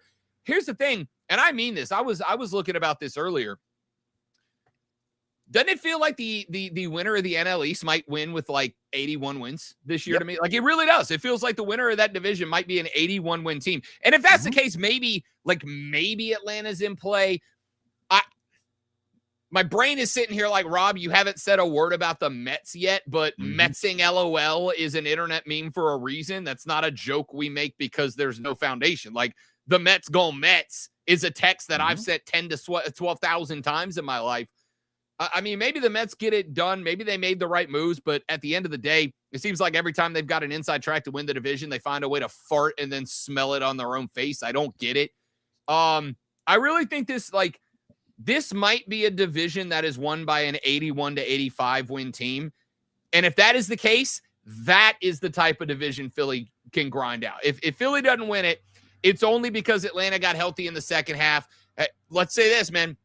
For all the pitching woes, the Braves won 16 out of 25 in spring ball. The offense was clicking. Like maybe if they can keep that going until everybody gets healthy and they have an actual pitching staff. I got a call yesterday from Alex Anthopoulos asking if I was good for 5 games to open the season. Like that's how crappy it is right now. If they can survive that and that offense can get hot second half, maybe the Braves can make a run to 85, 86 and steal it. But if they don't do that, it feels like it feels like it would be a missed opportunity for Philadelphia not to win this division this year. Wow, I'm just gonna. That's the whole point of betting the Marlins at a huge price. They could win 81 games and win the division. All I'm asking for is 81 and 81. That's all I'm saying. That's all I'm saying. Jake, I will bet you a bottle of a liquor equivalent in cost that is not Jepson's Malort. The Marlins don't win 76 games this year. 76? I'll set it at 75.5 over under for a bottle of South Carolina liquor versus bottle of Jepson's Malort bet that the Marlins don't go over 75.5 wins. All right, I'll take that. I'll take that gentleman's wager on that. Nick and Shu, I see you watching right now. Put it on the books. This one's official. If I feel as strongly about the Marlins as I've been saying I do, then I will take this bet. I will take that wager. My whole thing with them is I like the lineup, and I think the rotation has upside, especially once they call up Robbie Snelling. But that's neither here nor there. Let's talk about. I mean, and you listened. You were in the background when Femi Abebefe was on, and we were talking awards. What do you think about his thought on Ohtani, Cy Young? I really want the Cy Young / MVP combo this year. I do. And let me start with this, because I heard you talking about, and I know that this isn't necessarily, well, I mean, I guess it is baseball talk, but it's really every sport talk. I need y'all to put the concept of voter fatigue to bed. I'm not saying it's not real. It's real. I'm just saying those of you that are impacted by voter fatigue, if any of you voters happen to be listening right now, you're not, because if I'm on the screen, nobody's watching. Put the concept of voter fatigue to bed. Here's the deal. They're the most valuable player or they're not. And you vote according to who is or isn't. I don't care if somebody has won it once, thrice, or 4 times in a row. If they're the MVP, they're the MVP. That was the whole thing about, I heard you guys talking about Cal Raleigh, Aaron Judge. It confounds me that anybody would have voted for Aaron Judge over Cal Raleigh. And now, for the record, Aaron Judge had a phenomenal season last year. Nobody is disputing that. Jake Hasan, if I took Cal Raleigh off of the Seattle Mariners, what's their standing at the end of the year last year? Oh, I mean, they probably don't make the playoffs. Okay. If I take Aaron Judge off the Yankees last year, what's their standings when they get to the playoffs last year? Oh, I don't know if they make the playoffs either, to be fair. Wild card. They're a wild card team without Aaron Judge. All right. I think they're a wild card team. The thought here would be, when I ask, even let's just use the answer you gave. I said, without Cal Raleigh, what are the Mariners? And you went, ugh, nothing. They're shit. They're nothing. I said Aaron Judge, and you at least had to rub that glorious beard of yours. You know what that tells me about the concept of valuable? Because here's the lesson, boys and girls. Pay attention to Uncle Rob for a minute. The word valuable and the word best, they're different words with different meanings. They don't mean the same thing. If it was meant to go to the best baseball player, then we would call it the most best valuable player, the most best player award. It'd be the MVP. We'd have a whole different thing to do. But that's not what we call it. We call it most valuable. Here's my example, because I'm an asshole and I love to really just absolutely keep ramming the point home. Jake Hasan, if you were crawling through the desert for 30 days and 30 nights, and you come up to a sign that says, this way water, that way bars of gold, which direction do you go to? You're going to the water. It's more valuable, because if you don't get it, you're going to die. All the gold in the world doesn't mean nothing if you're thirsty in the middle of the desert, and without water, you die. One of those things, in that moment, and it can be different scenario to scenario, time to time. Right now, today, yeah, a bar of gold would do me a lot good than a Dasani. But if I'm dying in the desert, a bottle of water is more valuable, that word seems important, than gold in that spot. Cal Raleigh was the bottle of water to the Mariners in the midst of the desert. Aaron Judge was a gold bar surrounded by a lot of other talent that could carry that team. So I don't get how people do. I got to take people back to elementary school to basic vocabulary. It's most valuable, not most bestest. Learn it. I'm gonna choose to move on from the fact that your first bottle of water choice was Dasani, but we don't have to belabor that point as far as the rest of this. Wait. Quick timeout. How violently sincere are you about the bottled water rankings? I'm not violently sincere, but I do believe that Dasani is a bottom tier bottle of water. It's just, there's something just different. I don't know. It's fine. Like I just, maybe I'm not as 1%er nose in the air, pinky out when I drink as Jake Hasan is, but like, I've never been thirsty and been did you see what I just did 20 minutes ago? That's fair. That's a good point. It's a good point. I take it back. That's a good point. You drink garbage water. I get it. Look, for the uninitiated, look at the color of this, right? look yeah, it looks like the piss that. Okay, that's probably too far. It's bad, Jake. It's bad. How disgusted are you by how empty this bottle is? I'm disgusted that the bottle exists. Like I can't. There's another one. There's a full one too. There's a backup bottle.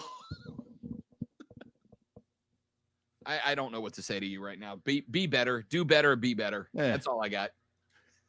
Yeah, I mean, well, I'll take it under consideration, but I make no promises. All right, my friend, before we wrap this up, anything awards, game today, anything for the night games, anything division, futures, whatever you like. Could be college baseball, could be Sweet 16. Just I open the floor. What is anything that you feel particularly strongly about for today or the future?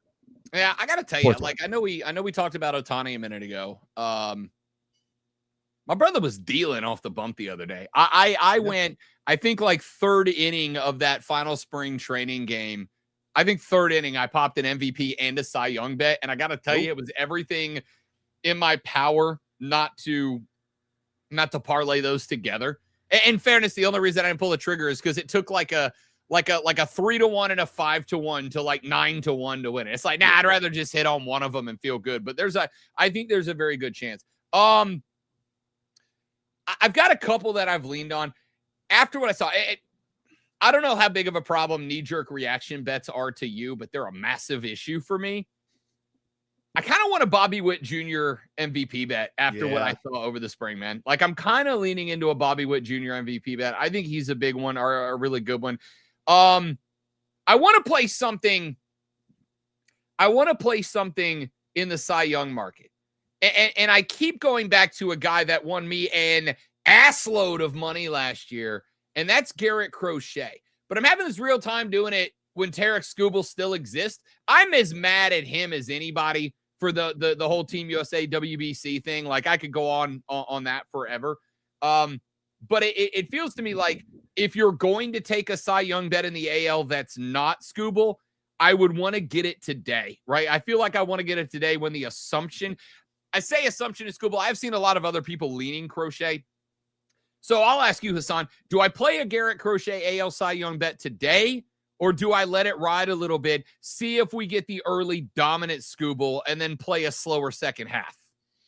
And when the thing is, like, you're getting both of them right now, obviously it's opening day. They're both the number ones for their respective teams. I'm of the mindset, I don't know. I kind of think Scooble's getting traded. I kind of think that the signing of Framber Valdez, like, just the way that the Tigers have moved about this just doesn't sit right with me. I kind of feel like they're still trying to figure out a way to trade him, whether that be midseason or later. I don't know. But I wouldn't say today, but I do think that's something that definitely have circled, because I mean, Crochet's your second favorite. He's the next guy up. I mean, it really, I think it was a lot closer than people think that he won it, that he came in second last year behind Scooble.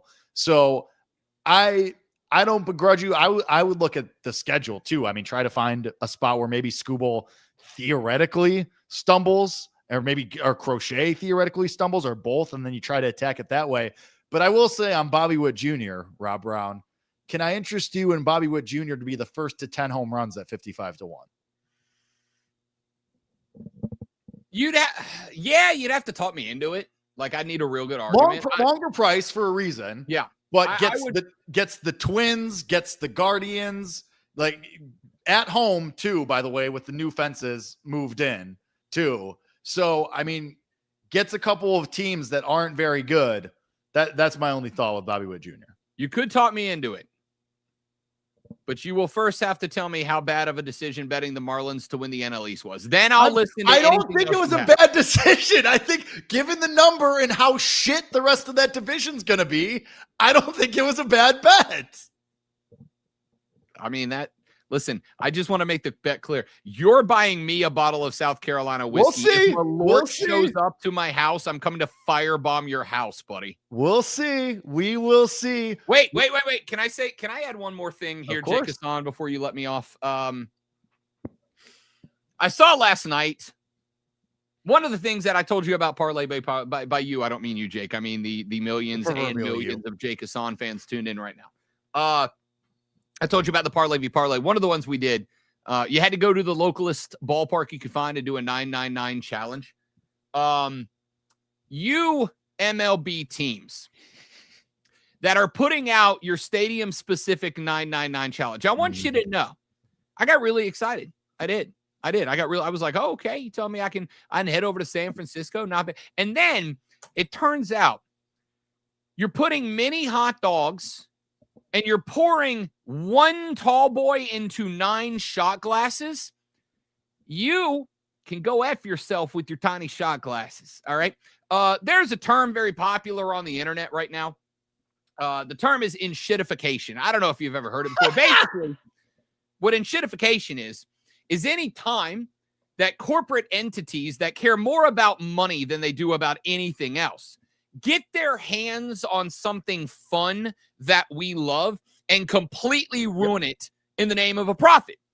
You are charging $65 for people to come get 9 1/3 of a hot dog, so 3 hot dogs, and you're charging these people $65 to come get 9 beers, but it's one tall boy poured into 9 shot glasses. Yep. I need all of you who came up with this idea, you big smart marketing boys, to know I and the rest of us Americans who like hot dogs, beer, and fun, we hate you. We not like, haha, the way you tell your boy I hate you when the boy's like, dude, I got a number, and you're like, bro, I hate you. No. I mean hate. I mean bottom of my cold, dead, black, icy heart. I despise you as a human being. Stop ruining things. If you want to do a 9, I understand you don't want to let fans go rip off 9 Busch Lights in left field. I get it. But the people who have the stones to do a 999, they're going to do it anyway. They're just going to do that. So if you're going to embrace the thing that makes things fun, then let people do the things that are fun. And I need the rest of you to know, my fellow Americans, my countrymen, my compatriots, if you go to one of these ballparks and you spend $65, on what is the equivalent of 3 hot dogs and 1 tall boy beer. That's a bitch ass move, and I better not see a single moment of bragging on social media because you didn't do the 999. You did the 319, and that's not anything to brag about. All right, Jake, I expect my fellow Americans and baseball fans everywhere who care about the history, the legacy, the traditions of this great country to stand up against those selling you the 319 challenge and say, F you. If you're doing it, we're doing it. Be better, America. I actually don't disagree with anything that Rob Brown said. Go balls to the wall if you're going to do the 999 challenge. I actually respect that, and I think that is the correct opinion. Rob Brown, at the Rob Brown Show on Twitter. I appreciate you, my man. You're the best. Thanks for coming on. I appreciate you. Pleasure's always mine to talk to you, you brown-eyed, beautiful bastard. Do you think we could talk Nick into letting us live stream doing a 999 challenge one day? I bet we could. Man. I think we could. I say we get Cody Decker's ass in here and we just do a live stream of it. I'm in. You know where to find. You have my information. You have my information if we ever decide to pull trigger on that. No. I just decided. We're doing it. We just got to figure out the date. I will be there. You tell me the time and the place, and I will be there, especially after the Marlins win the NL East, and I collect my winnings on that. My man, appreciate you. Be good. Pleasure's mine, brother. Love you. See you soon. Love you too. We will see you on the other side. Rob Brown, everybody, as we start to get into the final descent for this here stream. Listen, I'm just going to get ahead of it. White Sox. James Wood over 1.5 total bases, barring one more at bat for him in the 9th inning, which could happen. But Drew Rasmussen over 4.5 Ks. He's already got 2 in the 2nd inning. So he had 2 in the 1st inning. He's in the 2nd right now. Hunter Brown on his way to 8 Ks. He's got 4 through 2 already as well. So listen, you can't win them all. It's simply, it don't work like that. But we move on. It's brick by brick. Everybody can't win them all. We got Logan Webb yesterday, but we did not get the first 3 under. Be like that. We want 1-1 today. Hello. Today we'll hopefully go like 2-3. I don't know. If we get these strikeouts, that'd be great. We didn't get the Marcell Ozuna home run. Thank God I didn't pull the trigger on the Padres money line because the aforementioned Kevin McGonigal goal gave the Tigers a huge lead. They're up 4-0 in the top of the 3rd. And we'll see what happens from there. I don't think I'm going to add anything in Dodgers and Diamondbacks. Colby Marshall likes the Dodgers team total over 2.5. I kind of like the Diamondbacks in the game. Mariners and Guardians, I don't really like anything. So I think we're just going to stay away from those late games as I lose my mind about the Illinois basketball team. Do wish I'd bet the Nationals. Thought about it, hovered. Shout out Sam Panayotovich, hover, and didn't do it. So, but shout out our guy Brian Giles hit on the Schwarber home run. Love that for you. God, this Cubs game I feel so vindicated, even though I didn't bet it. Vindication is, of course, the biggest thing that we all need to talk about. I think I'm about done. I don't really have any other thoughts. It's been 2 hours and 50 minutes. We've only almost done a 3-hour stream. And Daddy needs a nap before going out for this game. In my old age of 28, I gotta rest up. Got to get the body right. Got to get the bones right. Double play. Rasmussen didn't get any strikeouts in the 2nd inning. That kind of sucks. But hey, a lot of game left, which is what I said about the White Sox game too when they were down 4-1. And that game is now 14-1. So that's how that's going. Be sure to follow GameDay Garage on all social platforms at GameDay Garage. Follow me on Twitter at the Jake Hasan. You can find my Substack there. You can find Off the Board with Colby Marshall there. Substack will be out tomorrow with Friday bets for MLB and college bets. I don't think I'm missing anything else. Hasan_Jake on Instagram. Did another thing with Riley Green, potentially being my gockled thing.